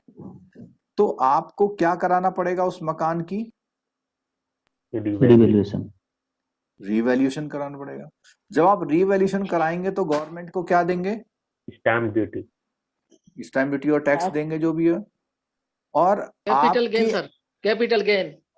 कैपिटल गेन वही टैक्स में ले लिया हमने, किसी भी तरह का सर जब टैक्स। वो तो जब बेचेंगे देंगे ना, रिवैल्यूएशन में क्यों देंगे? हाँ, इसमें बताऊं हाँ, कौन yes, सा yes. टैक्स देंगे? House tax. इसमें क्या देंगे आप? House tax. क्यों? क्योंकि जब आप अपने जो पहले वो दे रहे थे तो नगर निगम ने उसकी वैल्यू निकाल रखी थी 15,000, तो वो 15,000 की जगह से 200 रुपये टैक्स लगा देता था। जैसे ही आप उसको बढ़ाएंगे कि भैया मेरा तो 5 करोड़ का मकान है, तो वो टैक्स भी बढ़ा देगा। और एक और होता वेल्थ टैक्स। कौन सा टैक्स? वेल्थ टैक्स भी आपको पड़ सकता है। वो किस कंडीशन में पड़ेगा? जब सरकार ने कि इतने करोड़ से ऊपर की वैल्यू पे आपको टैक्स देना है, जो भी है, ठीक है। तो जब आप इसका रिवैल्यूएशन करा रहे हैं तो आपने 15,000 से इसे पहुंचा दिया कितने लाख पे? 20 लाख पे। तो ये जो बेसिल का ये नॉर्म्स है वो ये कहता है इसका 45% निकालिए, कितना आएगा? 9 लाख। इतना चीज आप मान लीजिए कि आपका क्या है? State one. कुछ लोगों के घर में दिवाली की तैयारियां शुरू हो गई हैं, उनको बोलिए जरा 1 घंटा आधा घंटा और रुक जाएं, ठीक है? चलो, तो अब उसका जो 9 लाख रुपीज है, पहले कितना ले रहा था वो? 15,000 ले रहा था, 15,000। उसने रिवैल्यूट कराया तो कितना आया? 20 लाख। इसका 55% डिस्काउंट कर दो तो बचा कितना? 9 लाख। 45% बचा, जो कि 9 लाख है। और 9 लाख आप अपनी जो बैलेंस शीट लेके जाओगे ना बैंक में, जब अपनी हैसियत बताओगे वहां पे, तो ये कागज काम आएगा आपके। आप कहोगे साहब कि ये हमारा 20 लाख का घर है, ठीक है, 15,000 का नहीं दे गया है। क्लियर? तो मेरे ख्याल से ये वाला पॉइंट आपको क्लियर हो गया होगा। रीवैल्यूएशन रिजर्व पुराने समय में टीयर 2 में था, अब वो टीयर 1 में आ गया, ठीक है। could arise in 2 ways. First, some countries banks are permitted to revalue कौन से एसेट?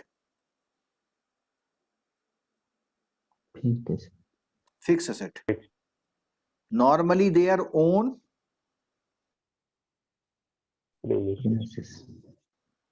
premise, अपनी बिल्डिंग है बैंकों की। From time to time in line with the change in the market value. In some of these countries, the amount of such revaluation is determined by the law. Revaluation of this kind are reflected on the face of the balance sheet as revaluation reserve. Second, hidden value of latent revaluation. Reserves may be present as a result of long-term holding of equity securities valued in the balance sheet at the historic cost of acquisition. अब क्या होता है, इसका उदाहरण सुनिए। पहला तो बोला उसने फिक्स एसेट, दूसरा बोला सिक्योरिटीज। अब सिक्योरिटीज कैसे रिवैल्यूड होंगी? बोलिए। शायद मैच्योरिटी हो गया होगा। नहीं, वो कह रहा मैच्योरिटी नहीं है, लॉन्ग टर्म होल्डिंग है। तो मार्केट प्राइस बढ़ गया होगा, इंटरेस्ट के फ्लक्चुएशन के होते हैं। नहीं, यहाँ इंटरेस्ट की बात नहीं कर रहे, यहाँ सिक्योरिटी से मतलब है शेयर मार्केट। मान लिया ओएनजीसी का 10 रुपए का शेयर लिया था आज से 30 साल पहले जी, तो बैलेंस शीट में कितना दिखाते हो आप उसे? 10 ही रुपए दिखाते हो, लेकिन आज पता लगा वो 2,000 रुपए का है, ठीक है। तो वो लेटेंट रिवैल्यूएशन है। तो वो कह रहा है कि long term holding of equity securities valued in the balance sheet at the historic cost. Both type of revaluation reserve may be included in tier 2 provided that the asset are prudently valued. Fully, ये tier 1 कर लेना, fully reflecting the possibility of price fluctuation to the difference between historic cost book value and market value to reflect the potential volatility of the firm unrealized capital and the notional tax charge on, ये लिखा notional tax charge on it, जो मैंने अब आपको बात बताई थी। तो ये क्लियर हो गया रिवैल्यूएशन रिजर्व का कॉन्सेप्ट? Yes sir. ठीक है। अच्छा,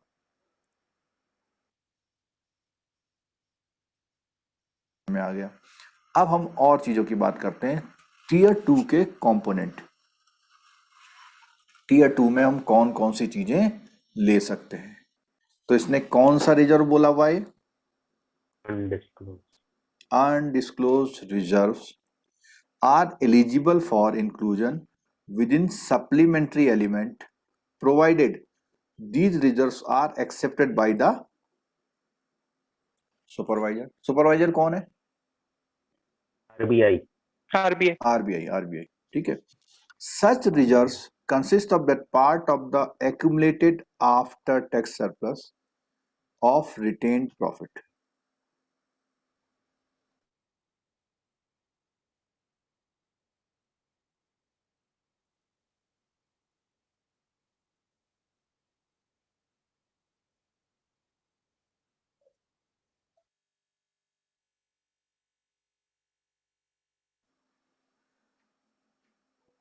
Which bank in some countries may be permitted to maintain as an undisclosed reserve. Apart from the fact that the reserve is not identified in the published balance sheet, it should have the same highly quality and character as a disclosed reserve. As such, it should not be encumbered. अब encumbered का मतलब क्या होता है? कोई charge ना होना, कहीं प्लेज या कहीं लियन में तो नहीं है, ठीक है। विदाउट चार्ज, ठीक है।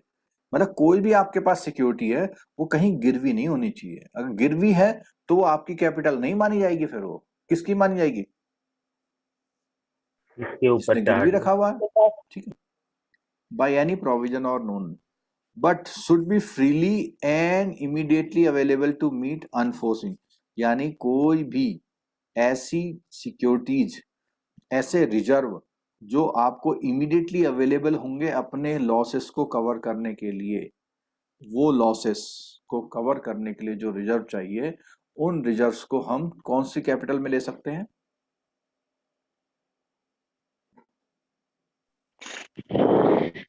बोलिए। टीयर 2 में हम लोग क्या पढ़ रहे हैं अभी? टीयर 2 पढ़ रहे हैं, ठीक है। अगला बात करता है जनरल प्रोविजन।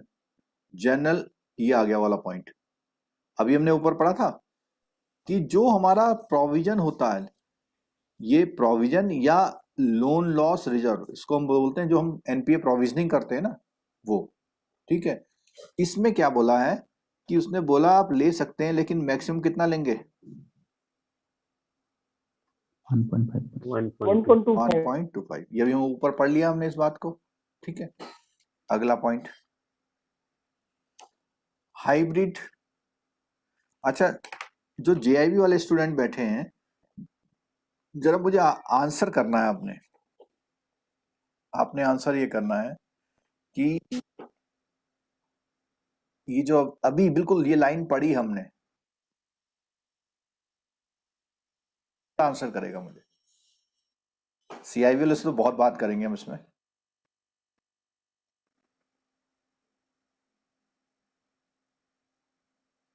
जेआईबी वाला, सर आपका ऑडियो रुक गया सर, आप क्वेश्चन आवाज नहीं आया। हेलो, आवाज आ रहा है? अभी आ रहा है सर, लेकिन जब क्वेश्चन बोले शायद रुक गया कुछ। अच्छा, चलो मैं दोबारा बोल देता हूँ कि क्वेश्चन मेरा ये है कि जेआईबी वालों से कि अभी हम क्या पढ़ रहे हैं?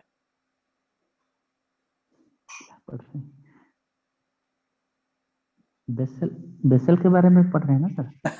पूरा बेसल के बारे में पढ़ रहे हैं, बिल्कुल ठीक है। बेसल पढ़ रहे हैं, पिछली क्लास में पढ़ रहे हैं, इसमें अभी हम क्या पढ़ रहे हैं? बेसल में क्या पढ़ रहे हैं? टीयर 2 कैपिटल में क्या क्या minimum capital requirement tier 1 tier 2। आपका आवाज नहीं आ रहा सर अभी। आवाज नहीं आ रही सर आपकी।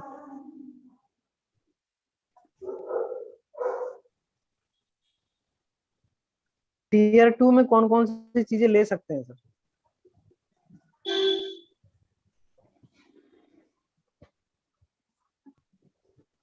हेलो, अभी आया सर।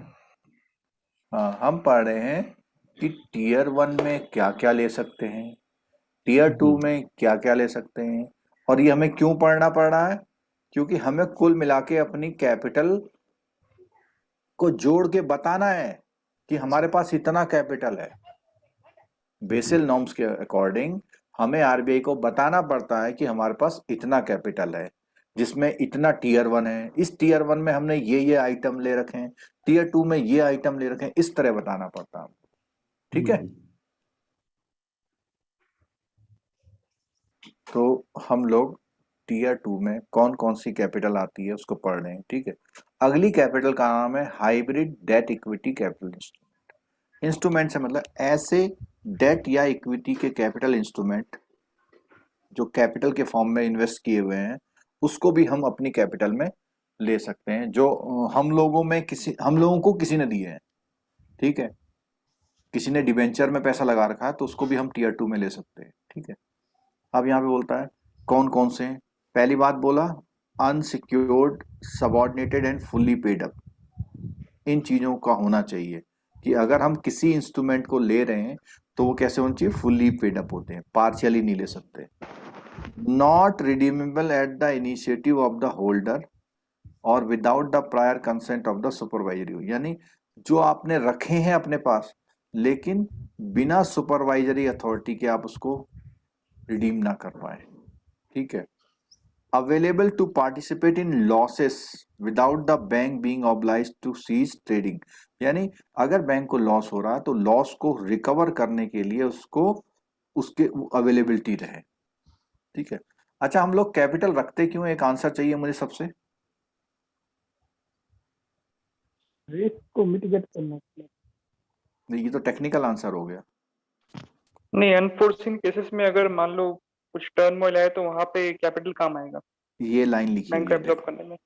ये लाइन, वो कैपिटल अवेलेबल होनी चाहिए हमारे लॉस को बियर करने के लिए। कोई कैपिटल हमारे पास है, उससे हम लॉस को ना कर पाए बियर तो बेकार है हमारे लिए।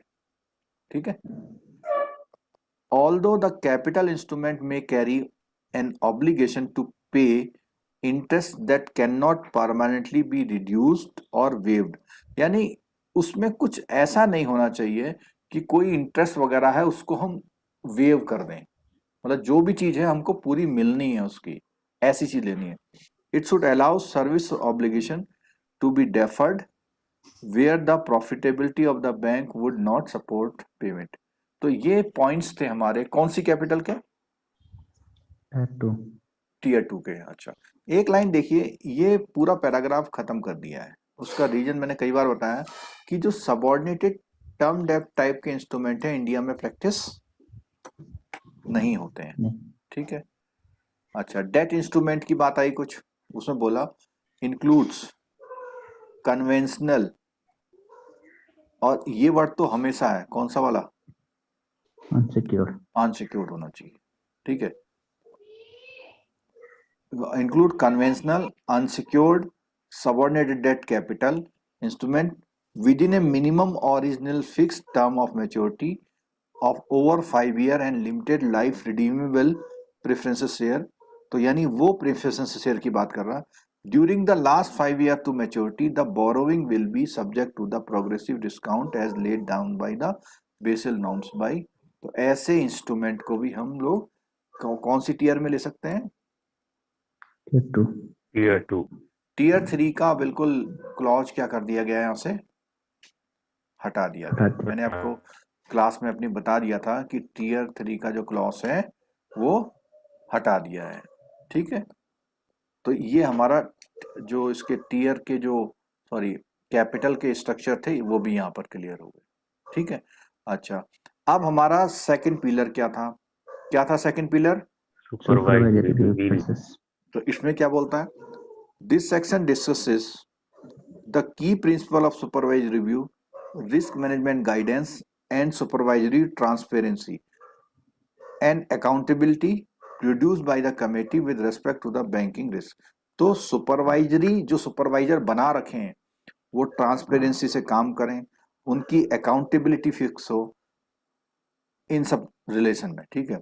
This include the guidance relating to among other thing the treatment of interest rate risk in the banking book, credit risk, ठीक है। अब यहाँ पे देखिएगा क्रेडिट रिस्क के बाद कुछ वर्ड लिखे हुए हैं, stress testing, definition of default, residual risk and credit concentration risk. तो वो कह रहा है कि जो क्रेडिट रिस्क है इतनी चीजें कवर करनी है आपको, और ऑपरेशन रिस्क कवर करना है, और मार्केट रिस्क कवर करना है। ये सब चीजें रिस्क कवर करने के लिए आपको सुपरवाइजरी रिव्यू प्रोसेस बनाना है, ठीक है। इंपॉर्टेंस क्या है इसकी? Not only to ensure that bank have adequate capital to support all the risk in their, तो एक तो उसने बोला कि केवल आपको ये नहीं देखना है कि पूरी कैपिटल है या नहीं है, but also to encourage bank to develop and use better risk management techniques। तो एक तो उसने बोला कि आपको एडिक्वेट कैपिटल मेंटेन करने का निगाह रखनी है, दूसरा बोला उसने कि आपको पूरा कैसे आप रिस्क मैनेज कर रहे हैं उसकी टेक्निक कौन सी इस्तेमाल कर रहे हैं इसको भी ध्यान में रखना। अब सुपरवाइजर कौन है हमारा? आरबीआई। आरबीआई है। तो ये सारी चेकिंग कौन करेगा? आरबीआई चेक करेगा। जब ये क्लास चल रही थी हमारी तो 45 लोग करीब थे, अभी 33 लोग हैं। वो जैसे क्लास में लोग कम होते जाते हैं वैसे ही आपके मार्क्स 50 से कम होते जाते हैं, ठीक है। तो रेगुलर क्लास अटेंड करिए, पूरी क्लास अटेंड करिए। आप हफ्ते में 2 घंटे नहीं दे पा रहे हैं, है ना। रिक्वेस्ट है आपसे। The supervisory review process recognises, कई बार क्वेश्चन आ जाएगा कि सुपरवाइजरी रिव्यू प्रोसेस में क्या होता है, तो अगर आप नहीं ध्यान से पढ़ रहे हैं तो आप जरूर गलत करके आएंगे। सर इस बार क्वेश्चन आया था सर, 1 नंबर का आया था, इसके देखो। प्रिंसिपल्स में से एक क्वेश्चन आया था। हाँ, इसके प्रिंसिपल्स हैं, सुपरवाइजरी रिव्यू के प्रिंसिपल्स ना, उसमें से एक क्वेश्चन आया था। चलो, the supervisory review process recognises, क्या करता है? The responsibility of bank management in developing क्या? An internal capital assessment process and setting capital target that are commensurate with the banks risk profile and control environment. यानी वो ये देख रहा है कि आपका अपनी कैपिटल आप कैसे बताते हैं कि मेरे पास ये भी है। जैसे डॉक्टर ने बोला आपसे कि भाई आप बीमार हो जाओगे, आपको कम से कम 60 kg वेट चाहिए, तो उसने कहा कि साहब 60 kg वेट मेरा है, लेकिन डॉक्टर ने कहा कि जो वेट है आपका मसल्स का होना चाहिए, आपके फैट का नहीं होना चाहिए, तो वहां आपने गड़बड़ कर दी, आपने फैट को भी मसल्स में बता दिया, ठीक है। In the framework bank management continues to bear the responsibility for ensuring that the bank has adequate capital to support the risk beyond the core minimum capital requirement। अब बात आती है, ये जो येलो कलर से लिखा हुआ एडिशन क्या है? Internal capital adequacy assessment process, ICAAP बोलते हैं इसे। क्या बोलते हैं? ICAAP, internal capital adequacy assessment process. तो अभी उसने बताया कि हर एक बैंक को अपना कैपिटल असेसमेंट का प्रोसेस करना है, ये लिखा हुआ है, ये, ठीक है। तो इंटरनल जो कैपिटल असेसमेंट प्रोसेस है is an important component of the SRP. The exercise of the ICAAP is to be guided by the principle of the proportionality and commensurate with the nature, scope, scale and the degree of complexity in the banks business operation. अब ये वाला सीधा सीधा आपके exam में एक question आ सकता है। क्या क्वेश्चन आएगा? कोई मेरे को इसका क्वेश्चन बना के बताइए स्टूडेंट। आई कैप कौन प्रिपेयर करता है? हाँ, आई कैप के जो गाइडिंग प्रिंसिपल हैं इनमें से कौन सा नहीं है? बड़ा अजीब सा क्वेश्चन लगेगा उस समय। तो क्या क्या है इसके जो प्रिंसिपल हैं? सबसे पहला प्रिंसिपल ऑफ प्रोपोर्शनलिटी, ठीक है, पहला हो गया principle of proportionality, and commensurate with the nature, scope, scale and the degree of complexity in the banks business operation. उनसे कॉमन्सुरेट का मतलब उस जैसा माहौल चल रहा उसी तरह का काम होना चाहिए। Thus, depending on the nature of activity and risk management practices being simple, moderately complex, this exercise could be ranging from the relatively simple or to the too much sophisticated। यानी कहना है कि ये कह रहा है जो आपकी एक्टिविटी है उसको आपको डिफाइन करना है, ये सिंपल है, मॉडरेटली कॉम्प्लेक्स है या क्या है, कॉम्प्लेक्स है। तो जिस तरह की आपकी एक्टिविटी है उसी तरह से आपको अपना सारा सिस्टम मेंटेन करके चलना है, ठीक है। Supervisor are expected to evaluate, supervisor are expected to evaluate how well banks are assessing their capital needs relative to their risk and to intervene wherever। तो वो सुपरवाइजर को देखना है कि जो बैंक गलती से कर रहे हैं उनको देखना है कि गलत तो नहीं कर रहे हैं। This interaction is intended to foster an active dialogue between the bank and supervisor. अच्छा, और इसमें देखते हैं क्या इंपॉर्टेंट चीज है।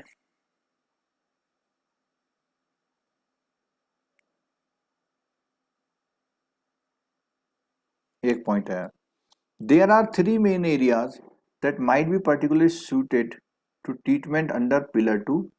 These are risk considered under pillar 1 that are not only fully captured by pillar 1 process, factors that are not taken into account pillar 1 process, जैसे interest rate risk है, बैंकिंग बुक का बिजनेस है ये, and factors external to the bank. Another important aspect of pillar 2 is the assessment. तो पहला तो इसने बोला कि पिलर 2 का रीजन क्या है, ये क्यों लेके आए।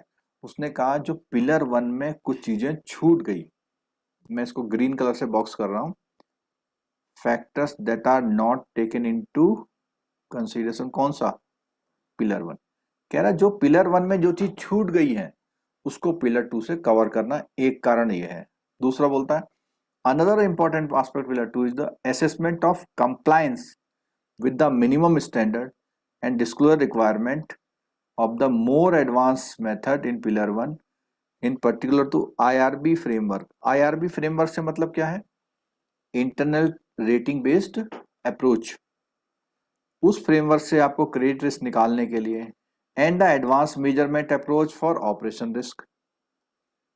Supervisor must ensure these requirement are being met both as qualifying criteria and on continuous.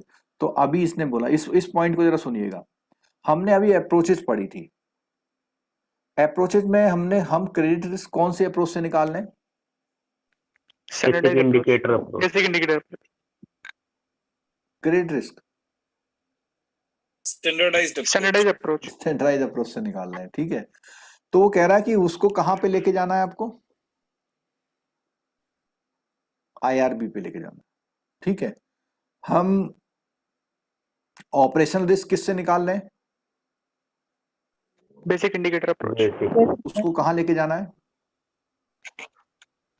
Advanced major. कहने का मतलब अगर बात आ रही है कि हम बात कर रहे हैं कि सुपरवाइजरी जो प्रिंसिपल जो रिव्यू है उसका मतलब क्या है। पहला तो उसने बोला कि पिलर 1 की जो कमियां हैं उनको दूर करना, ठीक है, जो फैक्टर छूट गए। दूसरा ये बोलना है कि जो हम अप्रोचेज यूज कर रहे हैं उन अप्रोचेज को अगली अप्रोच पे ले जाना, ठीक है।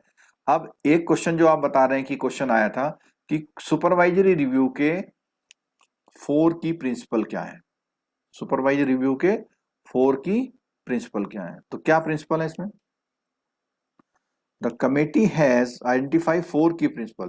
तो उसमें पहला प्रिंसिपल क्या कहता है, bank should have a process for assessing their overall capital adequacy in relation to their risk profile and strategy for maintaining their capital level. कि वो पहले एसेस करें और स्ट्रेटेजी बनाए, पहला प्रिंसिपल। दूसरा प्रिंसिपल क्या है, should review, supervisor should review and evaluate banks internal, जो आई कैप का नाम दिया था, internal capital adequacy assessment and strategy, as well as their ability to monitor and ensure their compliance with regulatory capital ratios. Supervisors should take appropriate supervisory action if they are not satisfied. तो अगर उन्हें लगता है, एक second principal में कहता है कि अगर वो कोई कमी कर रहा है तो उसको एक्शन लो उसके अगेंस्ट में. थर्ड में क्या है, supervisors should expect banks to operate above the minimum regulatory capital ratio and should have the ability to requires the bank to hold capital in excess of the minimum. अगर जरूरत हो तो minimum से भी ज्यादा वो मेंटेन करे. ठीक है. फोर्थ प्रिंसिपल क्या है, supervisor should seek intervene an early stage of prevent capital from falling below में. अगर कोई बैंक उससे मिनिमम चल रहा है तो जल्दी से स्टेप ले. ठीक है. The risk characteristics particular bank and should require the rapid remedial action. तो ये काम उसका फोर्थ में है.